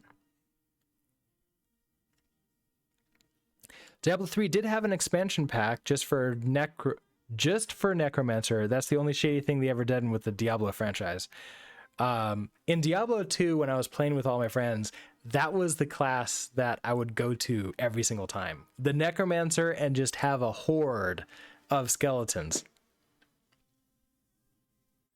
You'd say the existence of Diablo Immortal means that isn't true, and it doesn't count whatever's up with item trading when 3 first released. They removed after some outrage. Oh, I remember reading about that. But because I never played, never really saw what that was. There was some like whole like real money trading where you can actually like make real money on that store. That was shady. I didn't like that at all. That might have been one of the reasons I never played it. I don't remember anymore. Okay, so store.db user. So I want, okay, so if I don't have you, okay, so probably what I want to do is like let our user equals, oh, let some user, that's what it is. Let some user equals this. But if you don't exist, I just want to return early. And we're not going to do anything. So start DB user. Oh, cannot move out. So sure, let's clone. Oh, I don't need a clone. I don't need a clone. We'll get a reference. Okay, so that gives us a DB user. We don't talk about Immortal.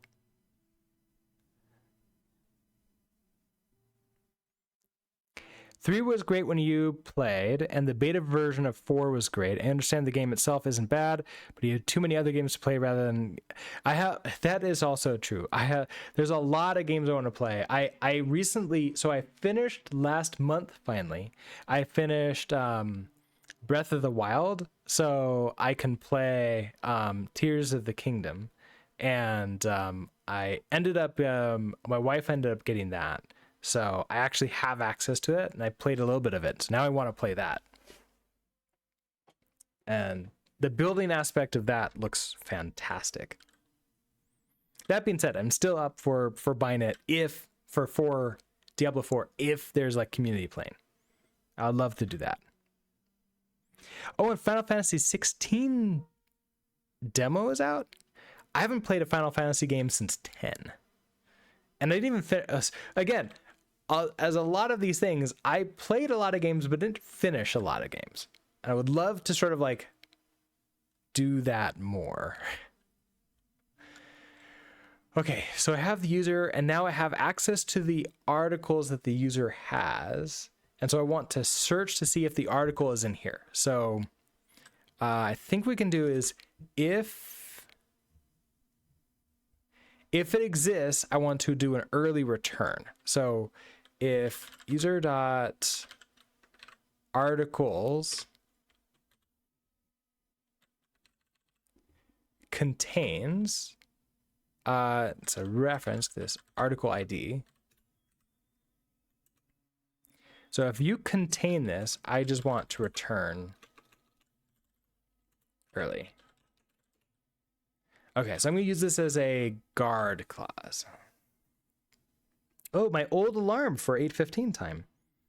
I need to reset that to be more closer to 8:45. Well, let me do that really quickly. Where's my alarms?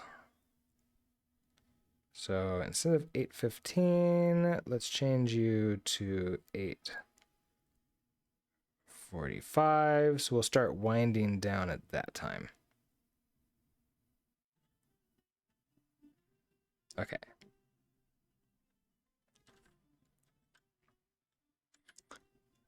Okay. If user contains that, okay, just return. Okay, so that means we have, okay, so if we've gotten to this point, we don't have access to this article already. So we need to now create this article. Okay, great. It's an async thing, so we need to use the wasm bindgen futures, spawn local, async move. Okay, I need to we probably you know what, I need a dispatch in here too, so I can set a dispatch, and then this is going to be a dispatch from this with the store as the main store.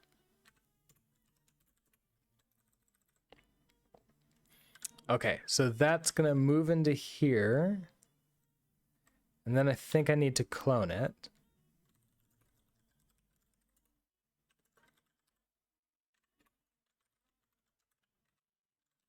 So then I can move into here safely.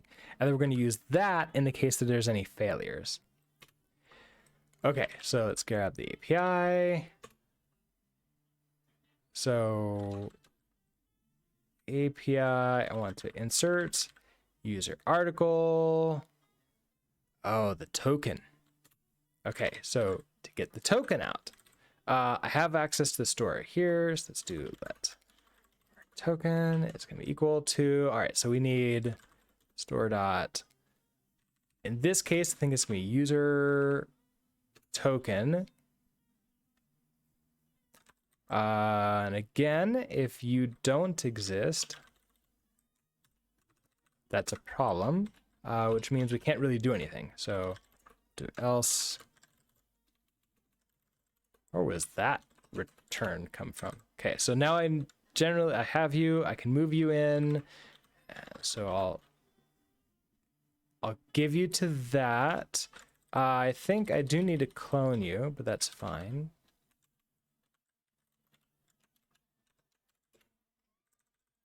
Okay, so I have access to the token now. What's next? You are, oh, come on. Oh, here it is. User ID. Okay, so I have access to that user.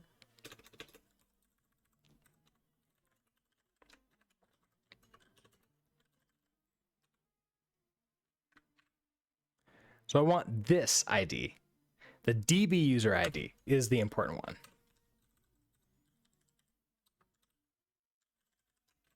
User ID, and then the article ID.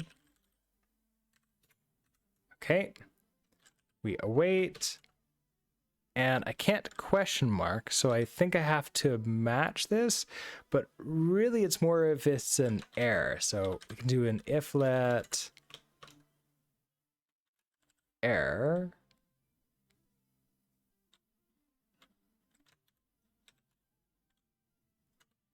Equals you. So we're going to have our error here.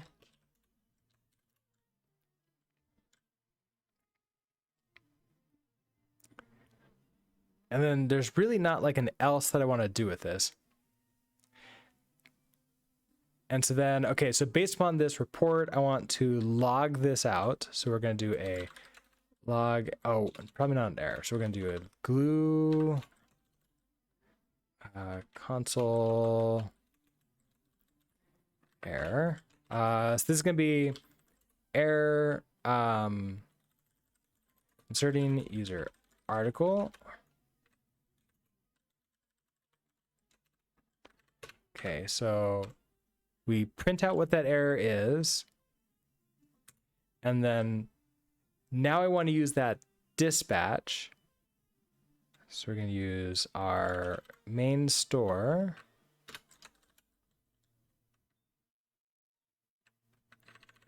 Do an error alert. So error,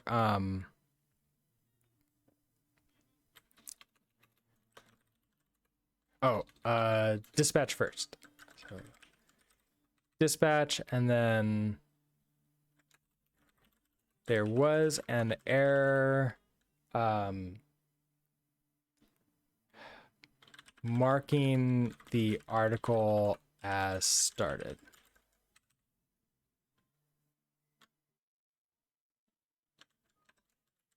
And I think that's the only thing I really care about here. Okay, so that gives me this article nav on click. So I can head back to course access. Ooh, maybe I can switch ZilbyCam over here. It's a little bit better. Oh, no, cable don't pull it.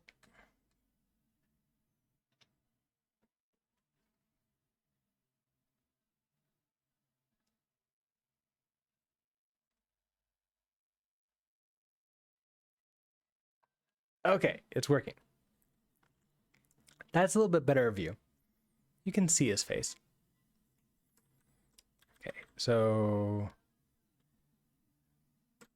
Okay, so here is this course nav, and I want the on click for that to happen here.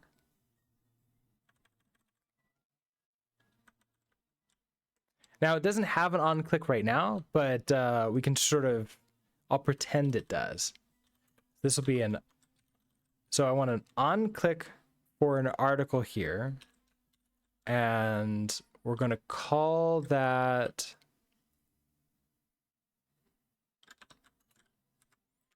what did I call it? Our article nav on click. Article nav on click.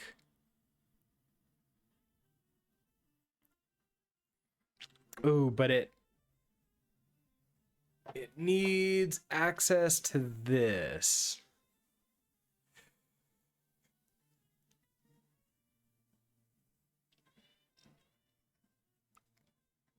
Which is unfortunate. Because, like, I really want to be able to hand it to this, and it would just sort of, like, figure it out. But I don't think that's working here.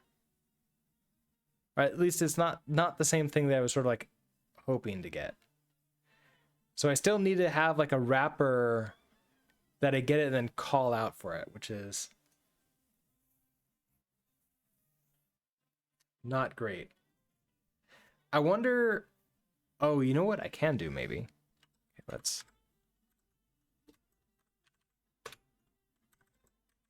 So instead of taking in store like this, what if we, like, a better higher order function than even just returning callback? What if I return a function like this? So we have store, which is our RC main store.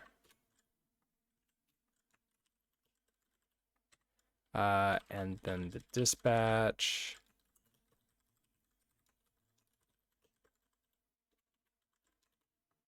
Like that. And then I'm returning this like that. And then you don't have to do anything.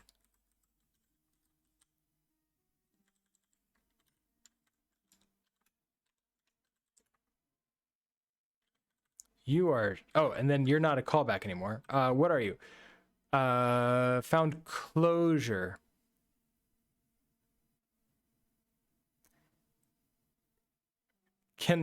Wait a second. Is that actually, can I use closure as a type?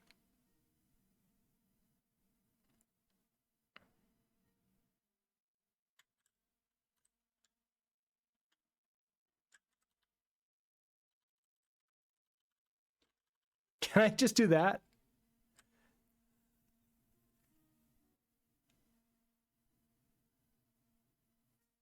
I don't think I can just do that. I don't think that's a thing. Yeah, cannot find that. There's a wasn't bindgen closure. Yeah, it's not a thing. What are you thinking that's thing? I think this is like a FN. Okay, can I do FN? Trade objects must include the dyn keyword. Okay, so can I do dyn FN?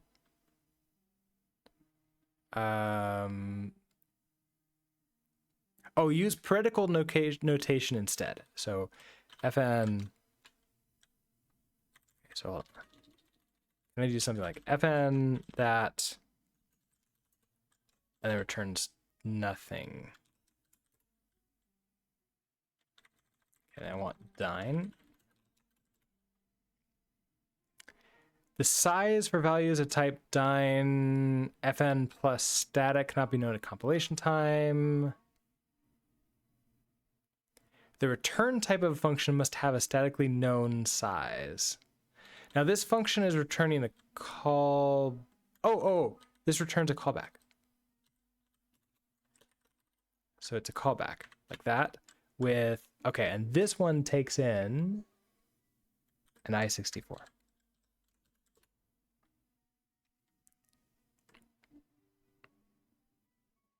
Oh, an impl function. Okay, let's try that.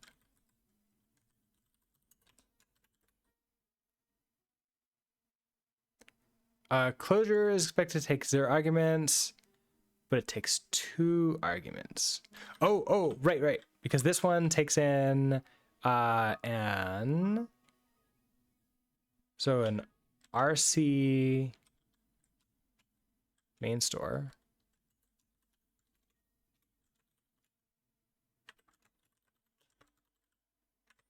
And a dispatch main store.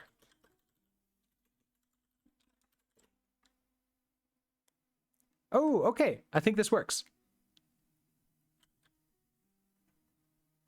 Okay, so now you're happy. Let's head back to course article access. We have to pass.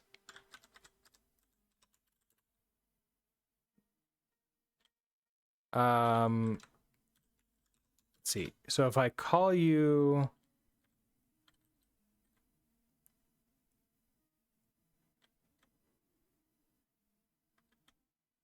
You're okay, you're upset, and then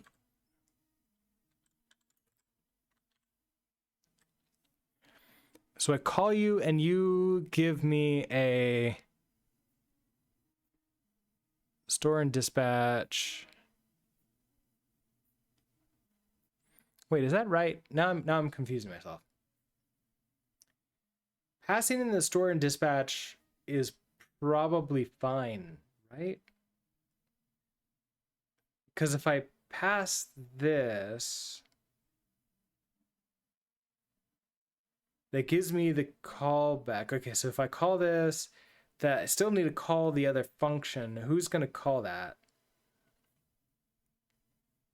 I have access to the store and dispatch here, and it's the same one regardless of what component I'm in. So I think I just did all that stuff and didn't need to. I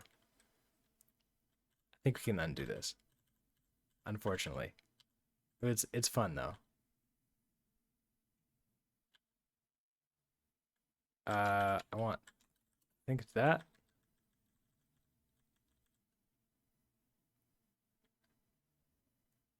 Function defined here. Oh, right, because it's an errored out state from somewhere else. So course access. So I call article and I pass in the store and dispatch. Okay, I've accessed the store and the dispatch.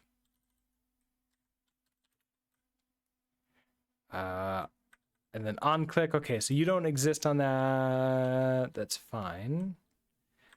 Store is not being consumed, I think, so that's fine also. Okay, so now we go to course nav. And I want an on click for this.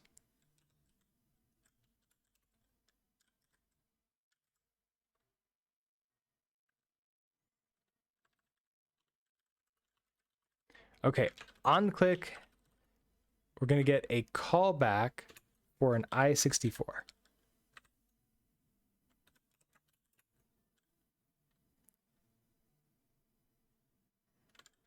And if we head back to you, yeah, now you're happy. Okay, that's what I wanted to. I confused myself.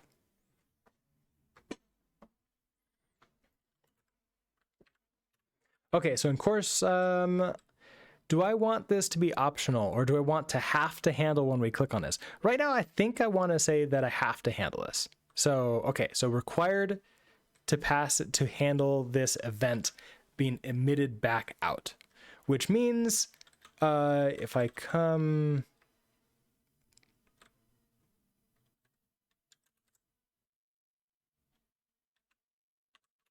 Interesting. Oh, I come here to course nav. So I can go, who's implementing this? Course access article, I think, is the other one.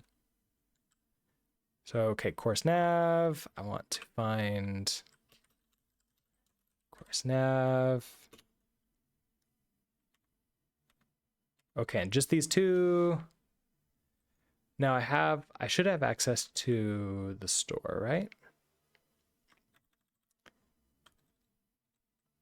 Yeah, okay, so here I have access to the store and the dispatch.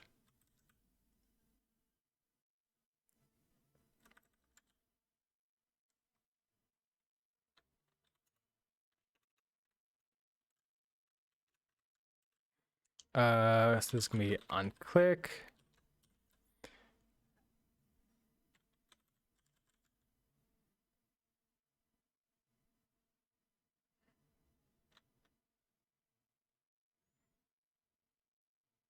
What did I call it? Insert.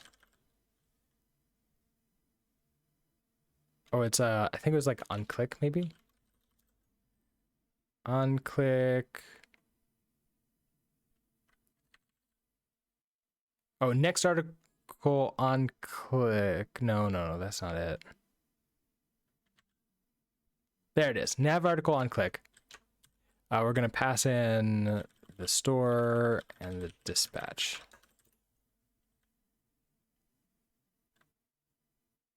Expected to function found module. Oh.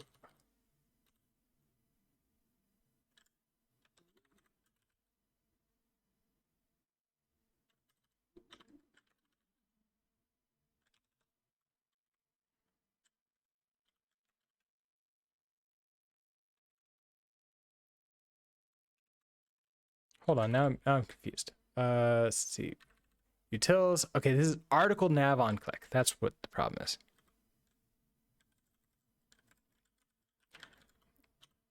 Article nav on click. There we go. Now you should be happy. Kind of. Store. Cannot move out of store because it's borrowed down there. Okay. So we'll clone you.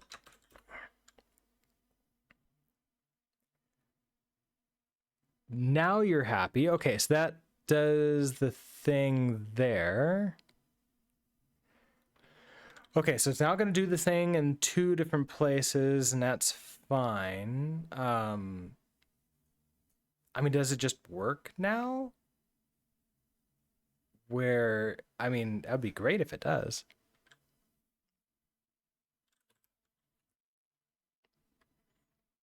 Because I don't think I have to necessarily do anything else. And this should create the okay, so this should create them. All right, this won't mark it as completed, but it should let me sort of see when I start working on it. So let's go ahead and log in again.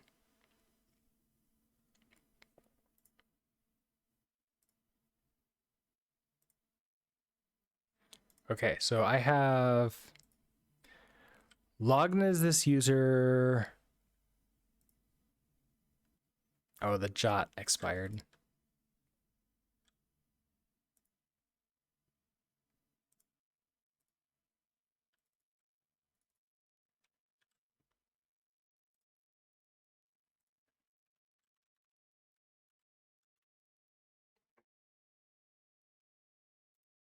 Okay, logged in as this user. I have no articles, but we see the user that we're logged in as. Okay, great. So back to you. I click on you.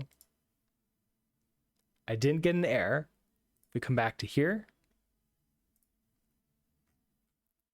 That didn't do anything either. Do I see a network thing having happened? Post to you, LMS. I don't think it did the thing.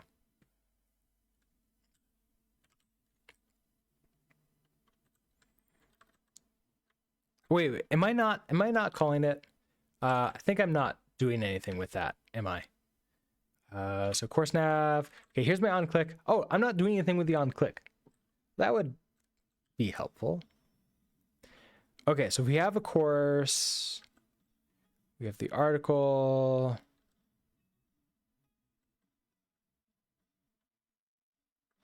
So at some point in time, okay, so course nav.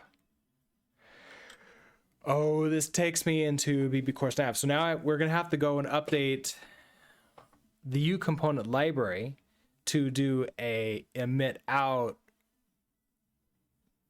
when one of them has been updated. Okay, so let's come back to here. So this is, we need to update you. So navigations. So when I click on one of these, I want it to log out that we've clicked on it. They're all going back to here, which is not exactly what I want.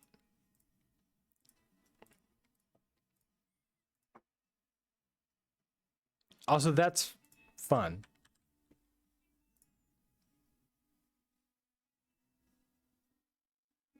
Interesting. If I click, it doesn't go away.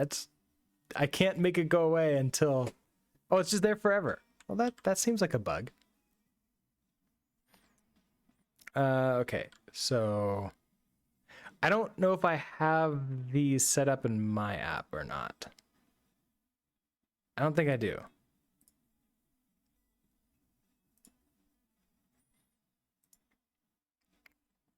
Okay, so when I click on those, these are okay, YCL. We're in main. So that's switch. All right, what are we doing? We are emitting out article ID from course nav.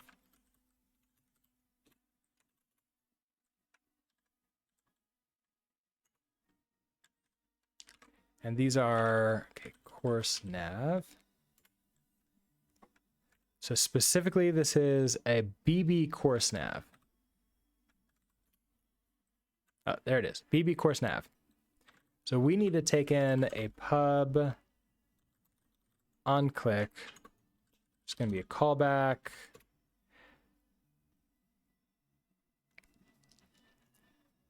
Now this is taking in a course nav article.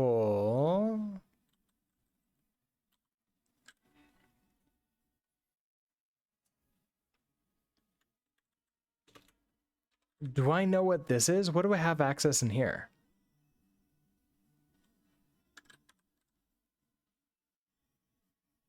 I don't have an ID. I wonder if I'm going to need to add in an ID to this. This is sort of feeling like I might. I mean, there's a lot of other stuff though. So I probably need some kind of ID. So pub ID, which is going to be an I64.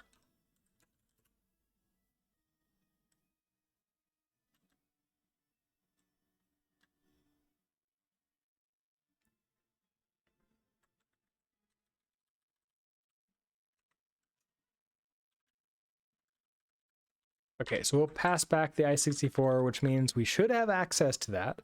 So we'll need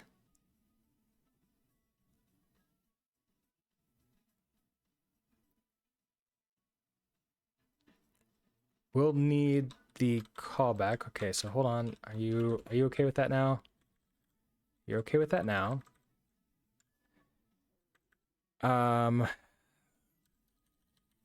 Create course nav item, and we pass in the article. The article has that ID in it. So that, okay, so create course nav item.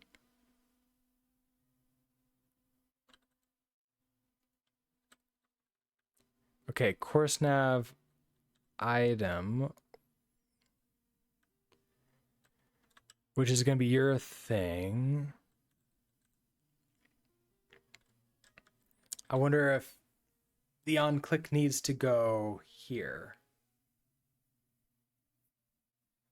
So I need to be bubbling essentially all the way down. That's what the problem is. The bubbling needs to go all the way down. So course nav item.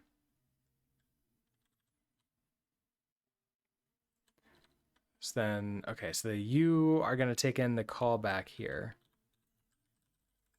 So it's going to be on click.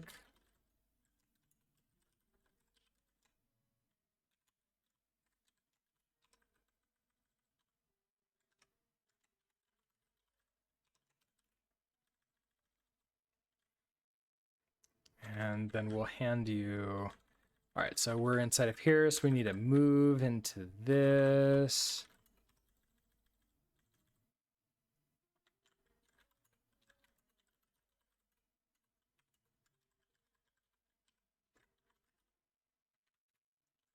Let's clone you out. Okay, so then you can move into that. Then this will be on click.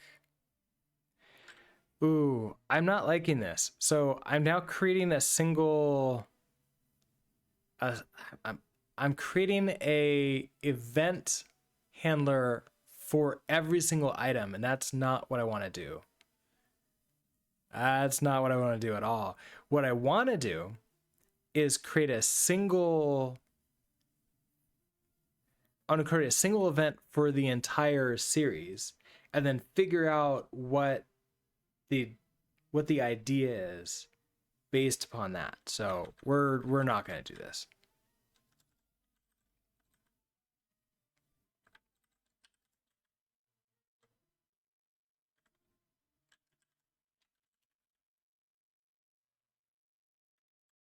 Which means I don't need that. Now you are the full course nav. Okay, maybe we can put it on this UL. So if I could do something like this, we have on click equals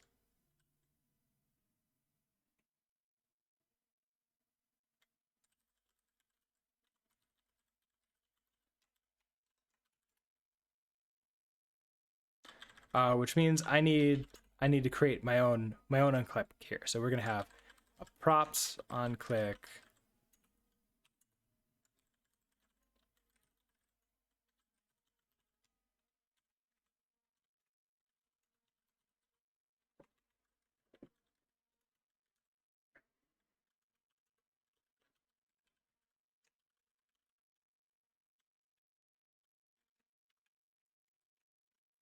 Now we're gonna get the event. I think this is something. It will tell us.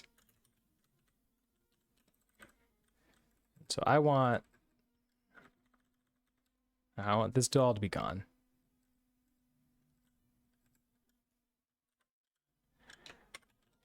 Okay, we're gonna use that. Okay, this is a mouse event apparently.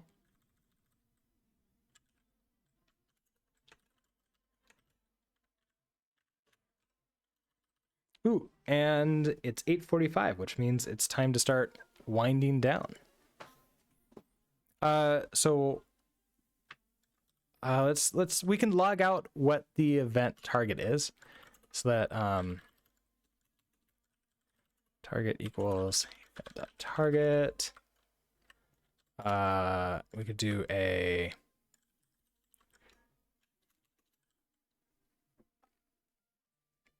Ooh, I don't know if I can do, maybe I can do log data. Oh, apparently not. Glue console log. So this is going to be the nav target.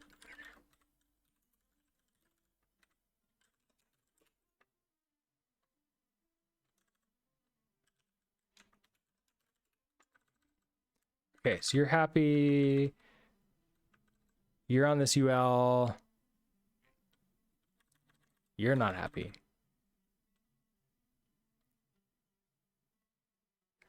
Attempted to take value of method target on type. Oh, it's a method. Okay, so.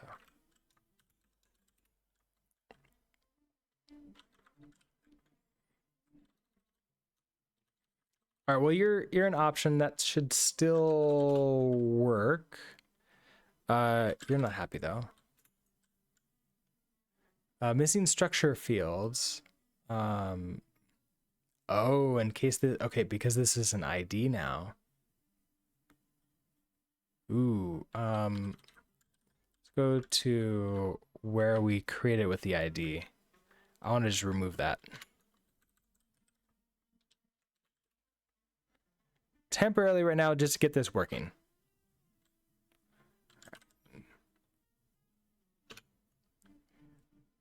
As probably required for all this stuff.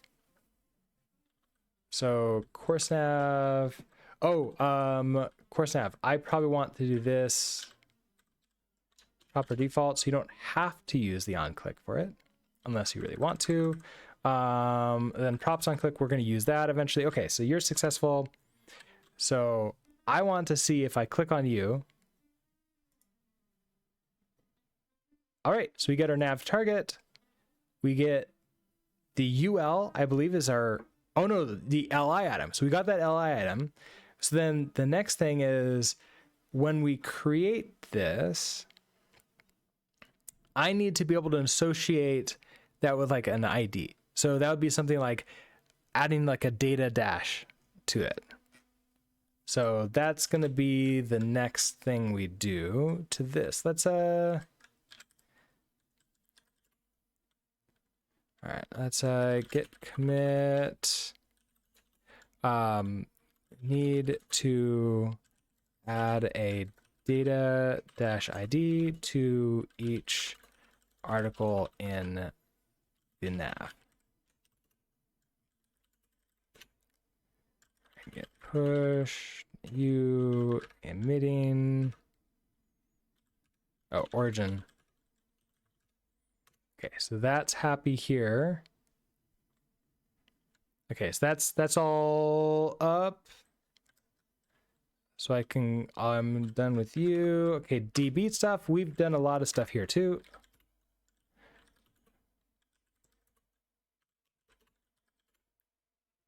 All right, we've added in some user articles. We've done that. Okay, so let's do a git commit.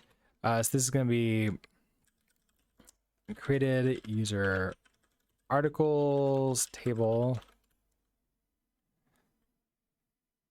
Okay.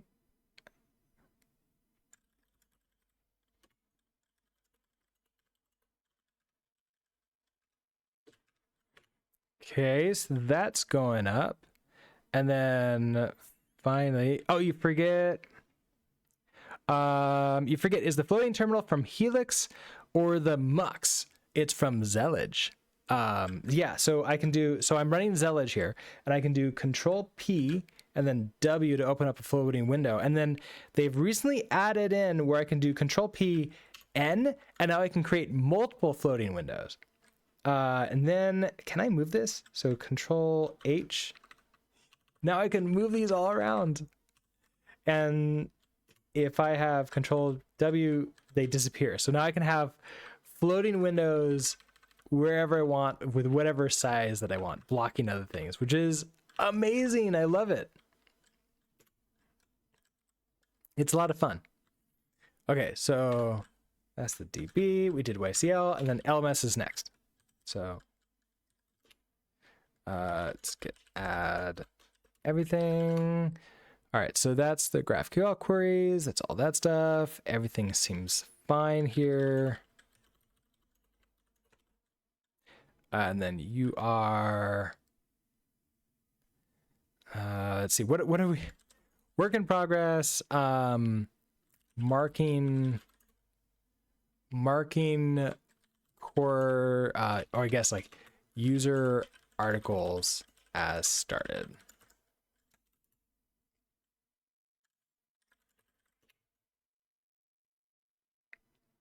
And then that one, I don't have to create the new branch because we already had that one up. Okay, so everything is pushed up. We should be happy now. Everything is good. So with that, I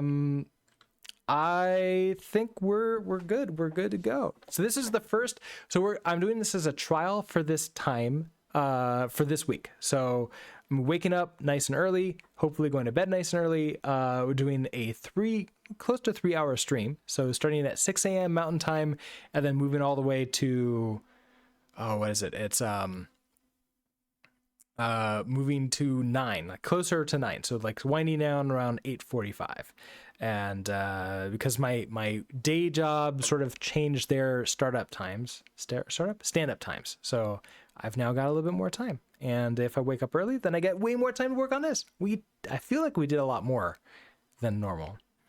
So with that, thank you everybody for hanging out with me today. And I will see you tomorrow for more of this.